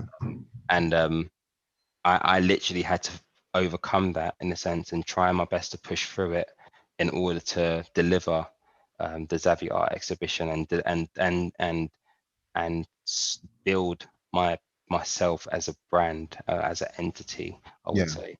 I've had to step out of my comfort zone, you know, and just Mm. try and put myself out there in it. It wasn't easy, but at the same time, I feel like there's a lot that could be learnt from it, Yeah. and from things that I did do or the things that I didn't do. Um, and yeah, so like I still have conversations with myself and others who might find themselves in periods of doubt, but I feel like just staying true to you and being your authentic you, which is what I've always made sure that I maintained. I feel Mm. like that goes a lot further along the way than taking action or not taking action with and that being caused by some sort of outside influence, you know. Yeah. No, that um makes sense. And it's solid advice as well, but also leads into my next question. If you want to elaborate on a few other bits, like what advice would you like give to up and coming artists, you know what I mean, who yeah, want to get into it and just feel like um I don't know, there's little mental pressures and stuff like that. What is the advice you would give them to encourage them, to pursue their passions appropriately? yeah, I mean, I think for up and coming artists, and you know, I'm still a up and coming artist myself, so we're all in the same field, we're in the same camp, you know.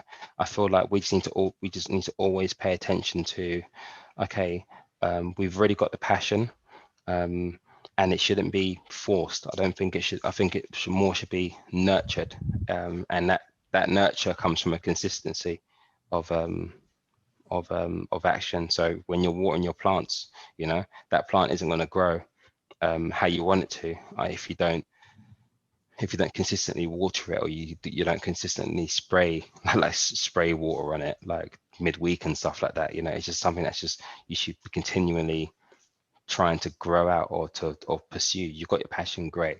You got your talent. Talent something that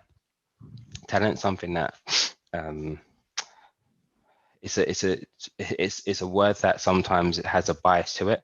Like, your work is your work, your style is your style.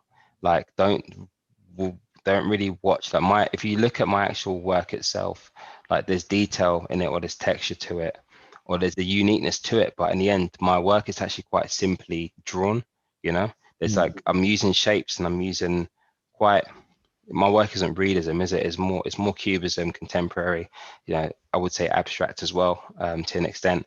And but it's just there's simplicity to it that the next person might say is not detailed enough, you know. But at the end of the day, that's my style. That's what reflects me. That's my authentic me. Yeah. And that should be the same thing. If you look at Jean-Michel's work, you know, a lot of people say it looks like a kid did it. It looks like scribbles. But at the Mm. end of the day, he stuck to it, and he found himself, and and people gravitated towards the depth of his work because of how he represented it, you know. So I feel like the talent aspect of it, I think talent shouldn't be confused with comparing your work as per se with someone else's, or like the level of your work might not have the same level of detail to another. It's just about how people are more appreciative of the artist's work once they understand the artist, and they understand where their head's at and why they did what they did, you know. So you should never lack confidence in thinking. You should never like don't. I mean, I'll be lying to see if I haven't lacked confidence in those areas, but like I think we should just try our best to not really have like really dwell on what is people's perception of talent, you know, because some people might not appreciate my style of work. Like, for example, my sister, she's always told me, my sister loves my work, don't get me wrong, but my sister tells me your style of work isn't my favorite. You know, she likes more, she's a big fan of Matisse, you know, she loves, you know, and he started cubism, you know, and Pablo Picasso, you know, that type of old school where, you know, I would say old school, but like they were once contemporary, you know, so they started that contemporary revolution with it, but like, you know, that was so, but I don't take offense to that, you know. You might like more animation, sort of like related art. I don't know, you might do, I don't know, but like, you know, that's your appreciation of it, but that shouldn't reflect on the artist thinking, oh, my work isn't great because, so, you know what I mean, these people are gravitating towards this style, you know. And lastly, I think opportunity. There are a lot of people who are artists who've been artists for many more years than I have, and haven't showcased their work, whether it's a group exhibition or a solo exhibition. But sometimes that may well be from it might be a financial thing. It might just be a maybe not feeling like they're ready, or they might, you know, I'm talking about those who have spoken about doing it. You know, I feel like opportunity comes with assertiveness, and there are different creative ways. And I think now, during the lockdown period, there are other ways like virtual exhibitions that people can be getting involved in, and just having that exposure. So don't be shy if opportunities do come your way. I've seen a few group exhibition applications going around, so they are there. I think Google's our friend with that one, and also speaking to people who have a good network in the art world. But I think it's just about putting yourself out there, and not being shy, thinking I'm not ready yet, or when I don't. You'll be saying that forever, you know. It's not ready yet. I'm not ready yet. When some people are just dying to see your work in person, you know, like I think that last point in terms of opportunity will probably make a lot more sense for us as lockdown eases, you know. But until then, there are still different ways. People are getting more comfortable with virtual exhibitions, and for me, a virtual exhibition is like a high definition Instagram, you know, or a high definition Tumblr, because you're able to see the work in somewhat 3D form in the space of a gallery online. It's like a luxury way of doing so. So if you're already doing that if you're already showcasing your work through your profile, through your platform, your individual platforms, doing so, making the most out of things like virtual group exhibitions and stuff, or, you know, working towards your next your exhibition when COVID rules loosen up, might not be so much of a bad idea. So that's it. So in a nutshell, so that's what passion, you know, just touching on passion, talent, and opportunity, and when that all intersects, it's a beautiful thing. I can be a testimony of that, myself, and others as well. But you know, I can only speak on my experiences. And yeah, so just they're just that, and like I said to you earlier, that's I'll bring it back up. You know, like, don't look at life like a square, like look at it like a cube. You know what I mean? So just have it. Literally, that's like my motto that I always live by, and that's why I don't really feel like I have much limitation on the way I think, or how I do things, or what I do. You know, and because I take a dimensional approach. You know, one yeah, I think sometimes, I think there was a day when I think I was working and and then I was painting, and then I had a pledge meeting, and then I had the podcast, and then I went back to painting, and somebody messaged me saying, when do you sleep?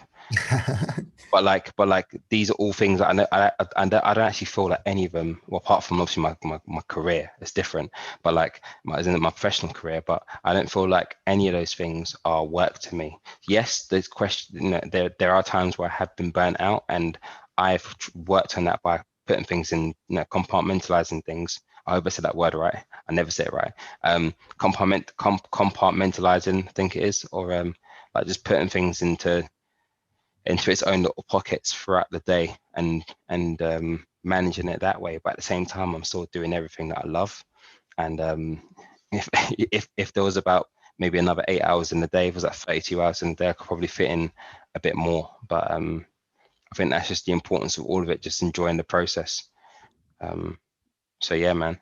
I've said quite a few things there, bits of advice. So apologies if I rambled on about it, but there's just so much more that I want to give to give in terms of advice for up and coming artists. But up and coming artists can, as they really do, like just message me, you know, and I can be quite crap in terms of like DM handling and stuff because I switch all my notifications off. But email me or DM me, and if it's a DM, I will get around to checking you, and I can answer any questions. And I'm quite open with it. So Solid, man. Be sure to hit up Xavi, man, on DMs. That's very encouraging. yeah, man. Go for it, man. No, I was saying thank you so much, man. This has been dope.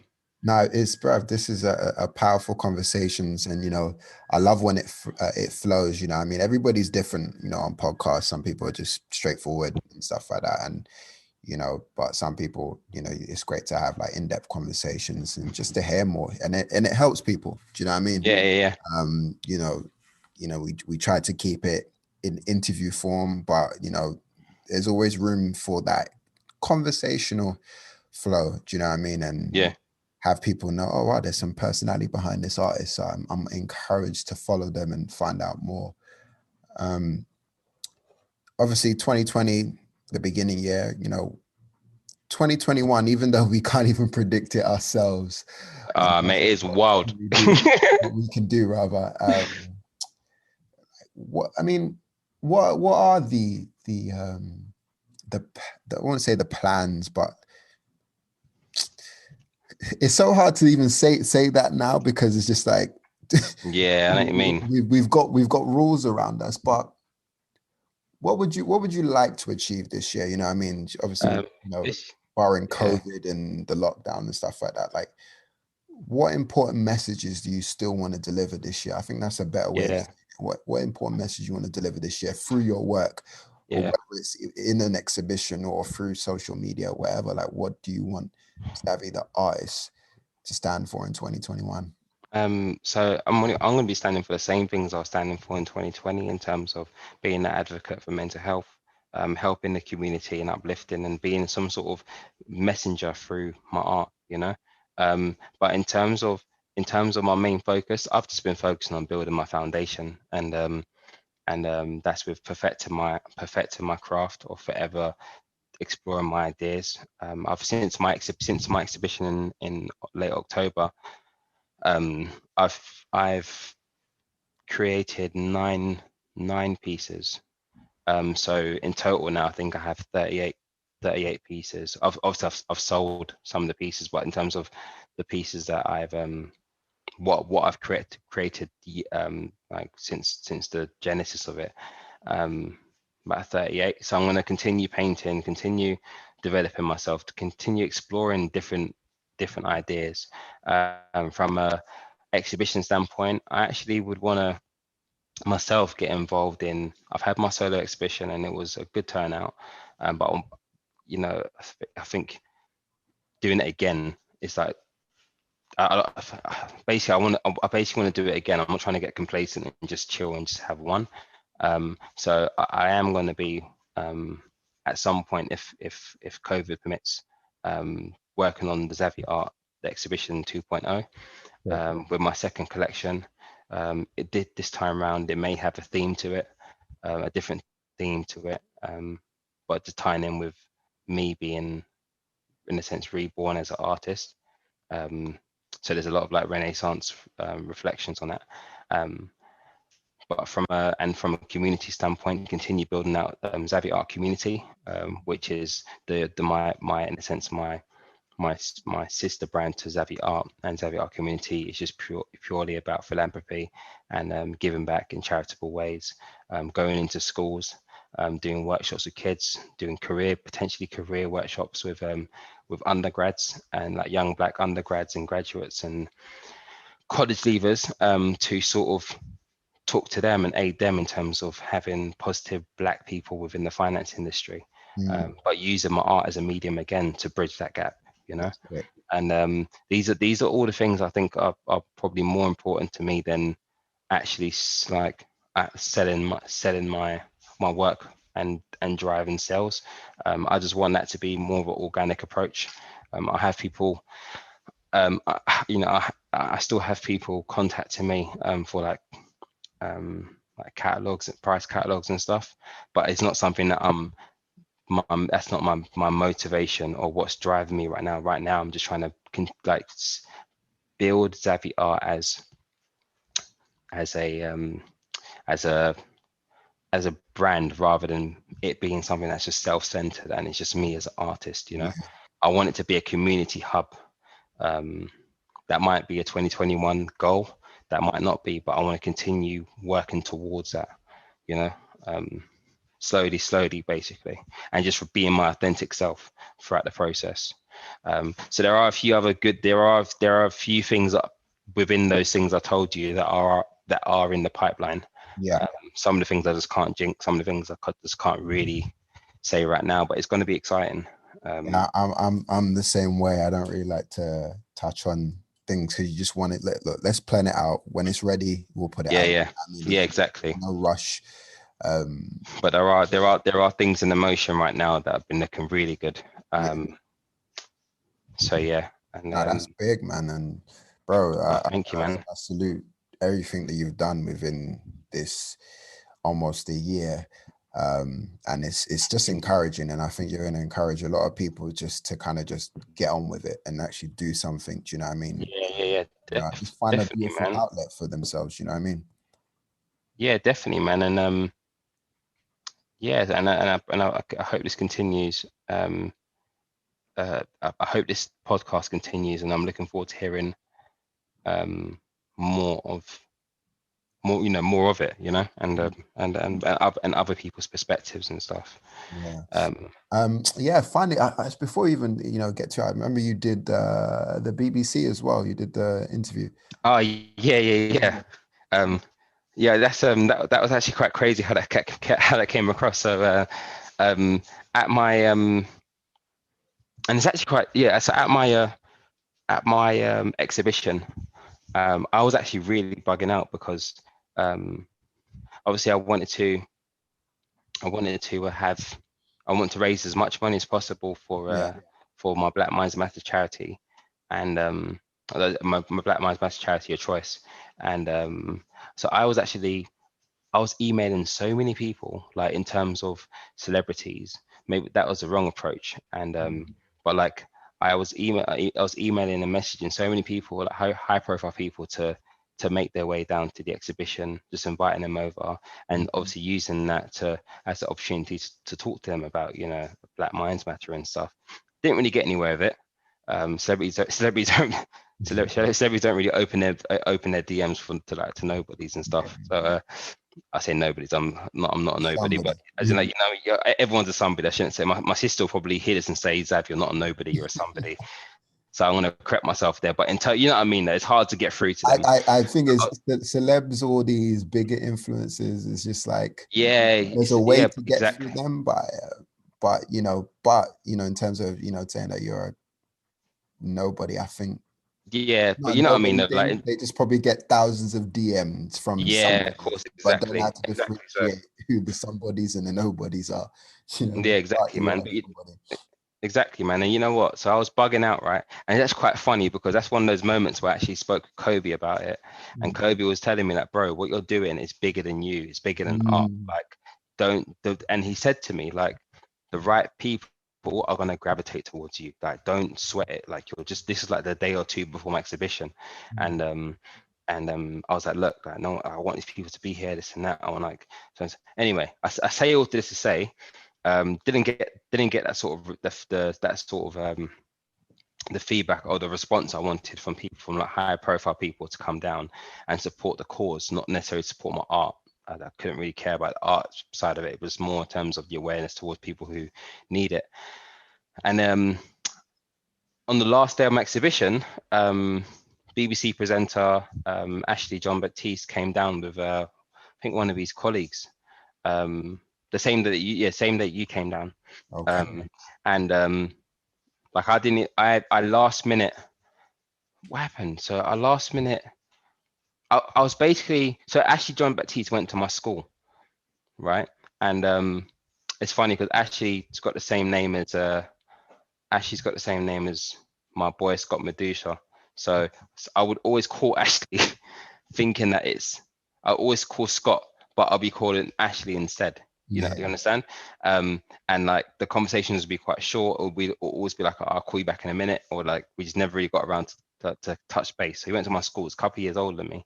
And he came down to my exhibition with his colleague, because I think I spoke to him like during the time of my exhibition when I called him, and I basically called him by accident because I was trying to call my boy Scott. You get it?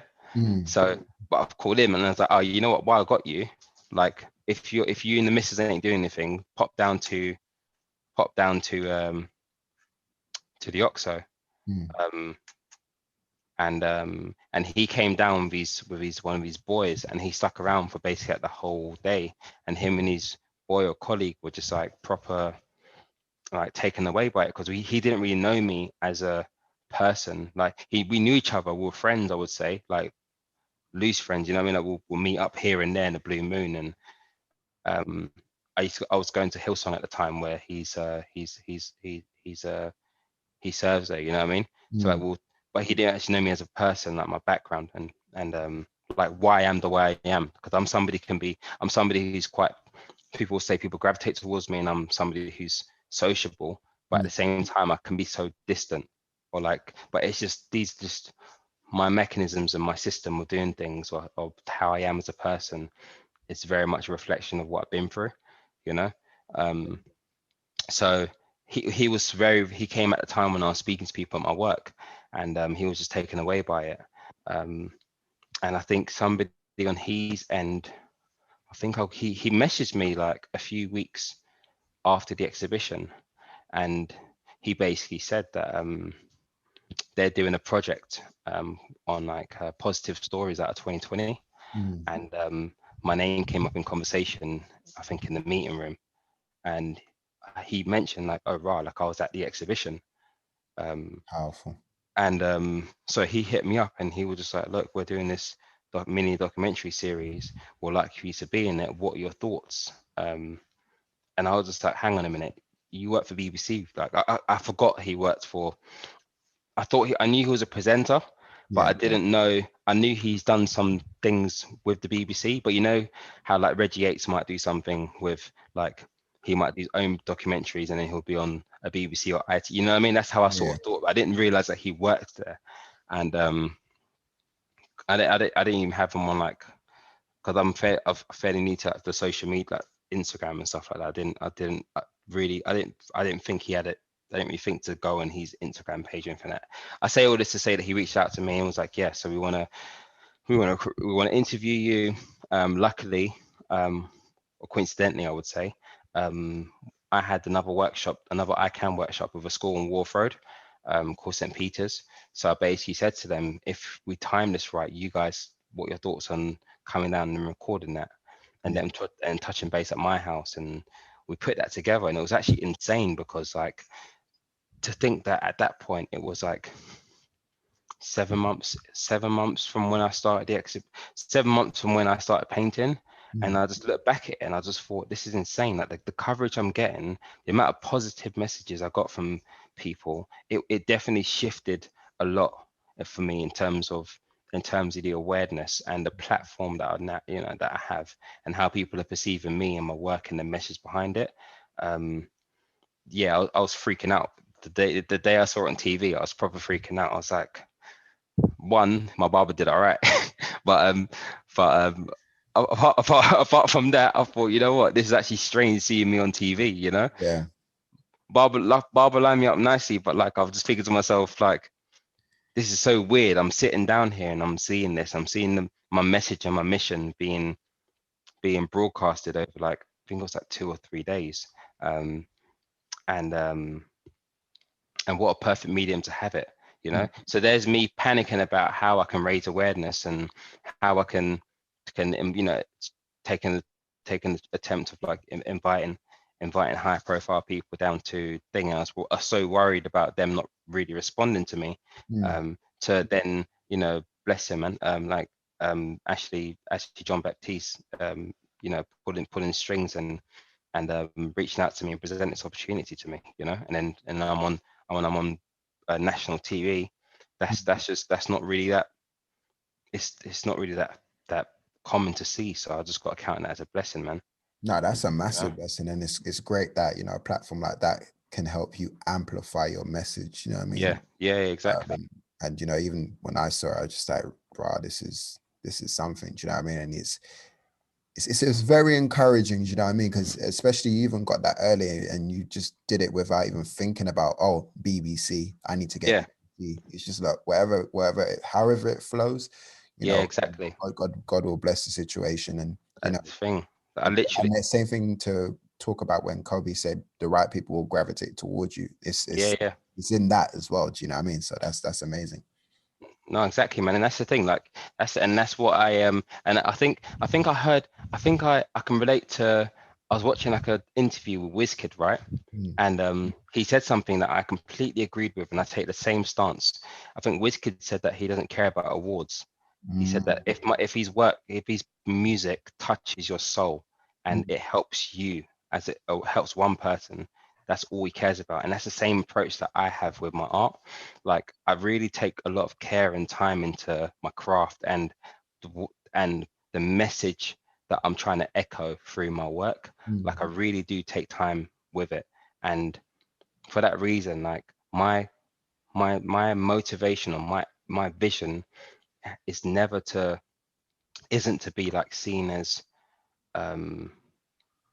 a big artist, or like the biggest out, the next Jean-Michel, or the next, you know what I mean, or next like Daniel Arsham or something like that. Like, but more so, I just want my work to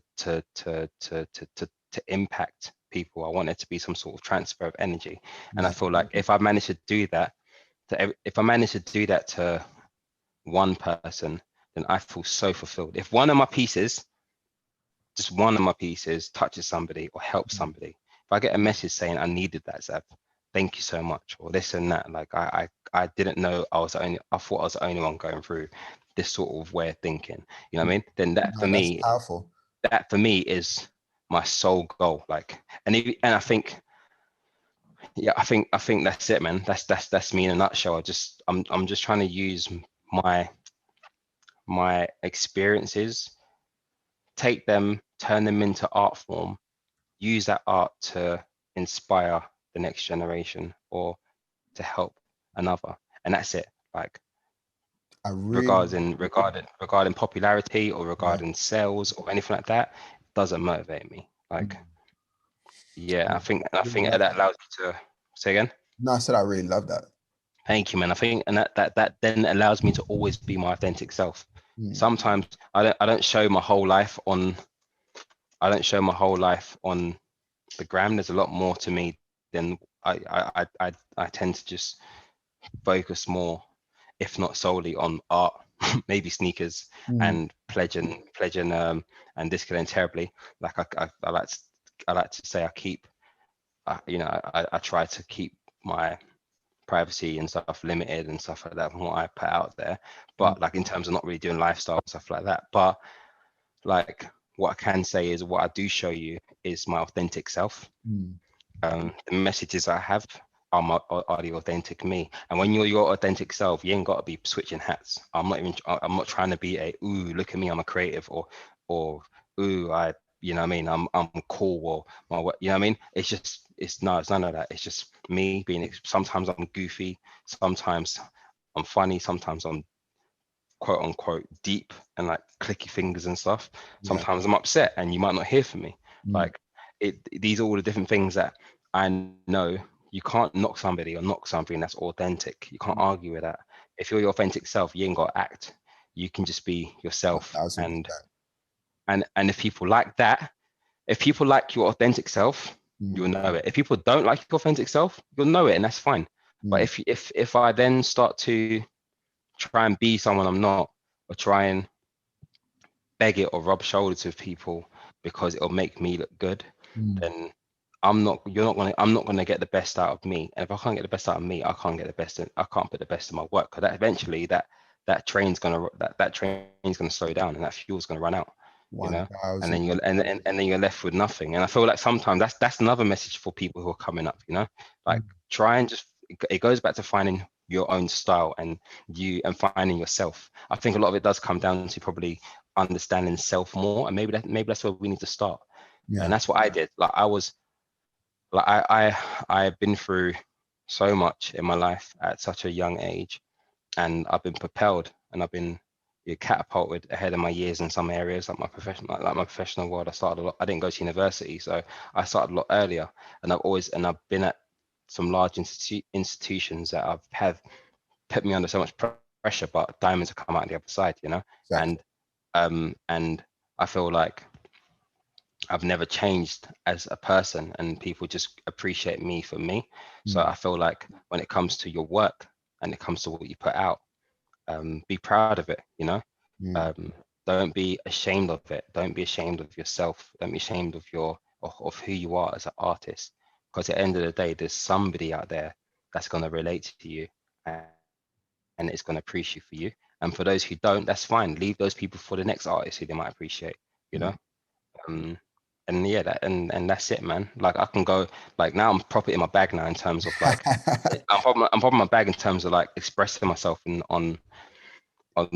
expressing myself with you on my views on things, you know. And these are literally coming from my heart, you know. It's not coming from a script. I'm walking around my living room and speaking, just flowing through it, man. And yeah, I just hope you can appreciate it, these tokens that I'm giving to you, and just know that I'm still working on a lot of the things I'm talking about, you know, that I'm advising. You know, I'm still working on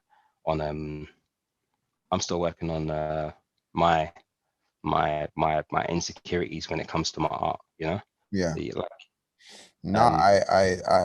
Listen, I applaud every point, you know, you said, you know what I mean, even from, you know, being your authentic self, and, you know, not chasing sales or any form of numbers to kind of validate what you're doing, you know what I mean. You know, I've been through that where I used to chase a certain thing or a monetary gain or anything like that, and trust me, you end up headbutting a bunch of walls 9 times out of 10, because it's not you. And then when you strip yourself away from that and become yourself, you see how energy rides, you know what I mean. And I felt that a lot last year, from when we changed the name and we started to talk to more artists and trying to find out their purpose, you know what I mean. And it really encouraged the ethos of the brand to change, you know. So you echoed a lot of points that, you know, that I relate to heavily. Yeah, no, thank you, man. Thank you so much, bro. And on that beautiful note, listen, you've cracked the the length of podcast that we had. We usually did like 30, but now we've gone solid 2 hours. And yeah. Sorry about that. Sorry about that, listeners. No, I love that, and I think, you know, it's great, you know, listening to you and your stories. I don't really even have a time limit on podcasts, but you know, when I'm hearing the stories, I'm always intrigued to know more, to dive in more, to hear about this, to hear about that, because maybe the first 20 minutes might not encourage a person, but I know when they get into minute 40 or minute 50, it's going to pull them in and have them, you know, listening even deeper. So, you know, I Yeah. appreciate that, man. No, thank you, man. Yeah, man. Where can everybody find you? Find me on IG. You can find me on IG or Hobbycraft. Yeah, so you can find me on IG on by Xavi Art, so BYXAVI Art, all one word. Not Xavi Art. Xavi Art. I think there's a Xavi Art out there somewhere in like Spain or something like that. I don't know, but just type in by Xavi Art, I'll come up. Give me a shout. If you like what you see, then if you're inspired, then yeah, just follow my journey with me. I And appreciate I'm always open. Like I'm so like I'm not like a if I see a message that requires an answer, you know, that requires I can see it, somebody has a question, is curious about my work, my way of thinking. I'm so like transparent with it, so don't feel shy with your questions. And yeah, just enjoy it with me, man. No, that's beautiful. You know, honorable shout out to T-Jam for, you know, pairing us together and Yeah, for sure. have you know, some great conversations and, you know, get into this moment. Yeah, definitely, Yeah, definitely. that's all And uh, good. and yeah, so enjoy your day. What you got planned for us of the day? Today it's chill day actually. So today I'm gonna actually have a chilled one because I have been getting in with the podcast recording this week and the art review and everything like that. So now it's just let me have a chilled day and then Sunday we'll kick off again. Yeah, definitely, man. And yourself? Um, I need to actually, because yesterday I got interviewed by like a trading magazine, Yeah. and called the Trade Mag. They're actually the ones that gave me back in 2017. It's actually interesting because 2017 I won the Rising Star Trading Award. So that's like and they people nominate. There's different awards, but I got the Rising Star Trading one. People like nominate you to be like up and coming talent and think more ones to watch in a sense. This is across Europe, across all the big banks and hedge funds and stuff like that. But anyway, because this year they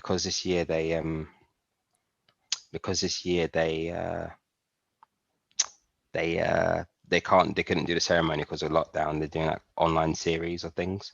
So Yeah. they interviewed me for that. But because my work, my art doesn't fit into my car, I borrowed my mum's car she's got like a Vauxhall Mocha. So I got my easel and stuff and my paints, so the paintings I took down there, like in my mum's car. But today my mission is to give my mum back her car because she's on to me hard. She needed the car last night. I Yeah. completely forgot about it because I was recording a Disc and Terribly podcast. She was Mm. about to bite my head off, so I need to do my dues and pay my dues and return her vehicle back to her. You don't So want them trolling sorry things. about that, mummy. But I want to do that, and then I'm literally just going to chill out at home. I'm going to paint. Start on a new canvas. I'm actually a bit like, artists can probably relate to me on this one. Like, I can't find for the life of me a huge, like, I use big canvases. Don't get me wrong. Like, my canvases can be anywhere between 80. I don't do inches. I need to start thinking inches as an artist, but Mm. I do it in centimeters. So like my art can range from like 80 to 120 centimeters wide and stuff. But um, but I need to find a huge canvas. So if any artists know where I can go for that, because the streets are dry at the moment, let me know. But I'm Yeah. going to be painting today on a canvas that is probably the biggest canvas I had, but it's actually not big enough for what I want to paint. But I'm going to try and scale down and maybe use it because there's nothing else to do. Mm. Shops, like bars are closed, socials closed, so that's going to be me. What are your thoughts on this, by the way? Can I get your opinion on this, please? Yeah. I've been thinking about potentially, because I show snippets, and as you know already, when I'm painting, like I would show snippets of me painting, and people find it therapeutic. Mm. What are your thoughts? And maybe other artists like hit up Art Meets Culture, like like comments and stuff on your thoughts on doing IG lives, because whenever I paint, I only show like a segment of my work, and Yeah. if I'm painting and I show you the full thing, I tend to do it in black and white, so you don't know what color it's going to be when it comes out. But Yeah. like when you're doing an IG live, if I'm doing an IG live, I literally just I I'll treat it like a fly on the, I might even call it fly on the wall. Like I might just leave my laptop somewhere and just vibe. You might see me painting, you might see me not painting, this and that. But Yeah. like there's a sense of privacy that's I'm inviting you into my creative space. But what are your thoughts on if I did a IG live one day of like just me painting and nothing else? Like I don't care who hops on it, like how many people hop on it and whatnot. Do you think that'd be? But do you think that's something that and from somebody who has a you have a art you have a you know people you have a decent a really really good follow community of people who are interested in who have interest in art and creativeness. Do you think that would be beneficial, or do you think I should just Yeah, out? I think it'll be, tremendously beneficial for anybody just to see the process, because you're almost in that, oh, this just me romanticizing it a little bit. It's just like, imagine you get to watch an IG live of Picasso before he was Picasso and just watch Yeah, that process. Do you know what I mean? And just to see it a little bit, even if he didn't complete that entire painting, just say you're just doing the hour vibes of music and watching me paint. I'm about to do this for my exhibition. So you give him a little snippet into it. Do you know what I mean? So I think I definitely encourage that, because again, process videos are extremely powerful. People want to see their creative side, and I mean, you might encourage a movement of, let's do a live session together. Like, come with me on a live yeah, session, whether it could be a Zoom live as well or a YouTube live as well, where everybody's in there just vibing and painting, and it's just yeah. everyone's That'd having be that'd be conversation. so sick. That'd be so Exactly. sick. Exactly. You could pick a subject. This is me throwing ideas out there. I'm just an ideas merchant, and I'll just literally Yeah, just throw anything out there, and hopefully someone gravitates towards it and do it. But just imagine, like, oh, grab a bunch of artists and then we're all just on YouTube. yeah, yeah, A lot of the football terrorists, and how them talk about, it would be Chelsea or Arsenal, and all talk together about football, but it's yeah. all it's all a community. You know what? I think that me doing an IG live is one thing, but I think what you just cracked, I think that can be art meets culture event. That'd be so sick. It's like, listen, That'd be so. Think about. yeah, Imagine if you had an Eventbrite free sign up, yeah, and this is and but you have your in a sense like your moderate, but the main people on there who are painting, you stick them up like in the squares and stuff, mm. and literally everyone's just vibing like Brother, let me tell you something. One, this is the idea that you had on the 30th of January 2021. So yeah, if it's stolen, we know where it came from. yeah, exactly, yeah, But yeah, yeah, listen, those are the ideas I think about, even growing, the YouTube side of things, of just helping the community, helping a different vibe, because really and truly, I think that's what people want. That's what people need. yeah, yeah, It's just a way to have more conversations, because people just love watching stuff, bro. I tell you that for free. People love watching stuff yeah, and getting involved. And also people love asking you how, and people also like knowing your why behind it. Do you know what I mean? And if you encompass all those things, it helps. So, even going back to your point, I definitely encourage the live aspect, you know what I mean, to yeah, help build community and allowing people in just a little bit. Do you know what I mean? yeah, yeah. If you're letting them see 50%, you know what I mean, to them, it's everything. Can you do IG live from your laptop? You know. I don't think so. It's got to be from your phone because my phone goes off like in terms of calls. That'll mess up the IG live. But I'll figure it out though. But I Yeah, say that to say that today's one of those days where literally once I'm done with returning mama's car, yeah, I plan to just paint. And I was actually tempted to think I might just randomly just go on live. And even if it's like there's 5 people in there, like I yeah. don't mind. It's It's just that still they just something. let it run in the background, just vibe with music and take it easy. So Hmm. that's it really. So I'm literally just doing nothing but just painting, check mum, hopefully be, I'm not in a bad way, but hopefully this time just be in and out. Sometimes my mum can send me, no matter how old you are, no matter how much of a, like, how much of a presence I might have in the world of finance, or as me being Xavi Art, I'm still Zav, go to the shop and buy okra. Like literally, the other day, I dropped off. 'Cause my mum lived closer to the studio that I did the interview at. Yeah. Um, so I picked up Baby Shark from the owner, Hmm. and one of the pieces that I was going to talk about for the interview, and I dropped it off at hers. And literally, as I've come upstairs, dropped the art, my mum was like, "Oh, can you go outside and get? I need a handful of okra." And I literally like had to drop my bag. The shop near her house didn't have it. Can you believe she sent me to like 3 shops? I ended up on Old Kent Road, and and come back. But I say that to say that, like, yeah. So hopefully I'm just in and out in terms of dropping off the car, and yeah, getting back to just creating and painting, and just trying my best to take it easy these days, because like from when I started painting to my exhibition, it was a blur in terms of I was so selfish with my own time, and even I enjoyed the process. I find that I'll be working from 6, like I wake up around 6:30 in the morning, logged into work 7, logging out around like 6 or 7, then painting from like 7 till like 3 in the morning, like 2 in the morning. So that's not good for your well-being. So these days I've been trying to relax and take and steer my art, my paintings, my painting sessions more to the weekend, where I have a separate allocated time. And after my exhibition, when I had so much good coverage and stuff, I had a lot of really good opportunity to come out of it that again like needed my focus. So the start of 2021, I've just been trying my best to sort of have the right balance. So relaxing days like today, I just want to paint and just not really split myself up 8 ways, you know. That makes sense. And I'm happy, you know, that, you know, today I'm a part of that, you know what I mean, in terms of your vibe and, you know, your creation for today. No, thank you, man. Man. Bro, thank you so much, man. And bro, I appreciate you, man. Thank you so much for this conversation. You know, again, we've gone beyond time, but time is whatever. Do you know what I mean? But as long as we know we're getting the message out there and encouraging artists, but I appreciate you, man. And you know, be sure to have a solid year this year, man. You know, and thank you, man. You too. More life, man. Yeah, man. All right, man. And listen, enjoy your weekend, and then I'll speak to you soon. And I'm looking forward to hearing this out. When do you reckon this will be out by?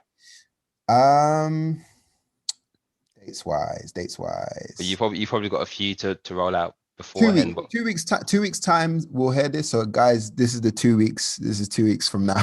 Oh, nice, man. I'm looking forward to it. But I think you know they're really gonna enjoy this episode. You know, so I salute to everyone who's listening.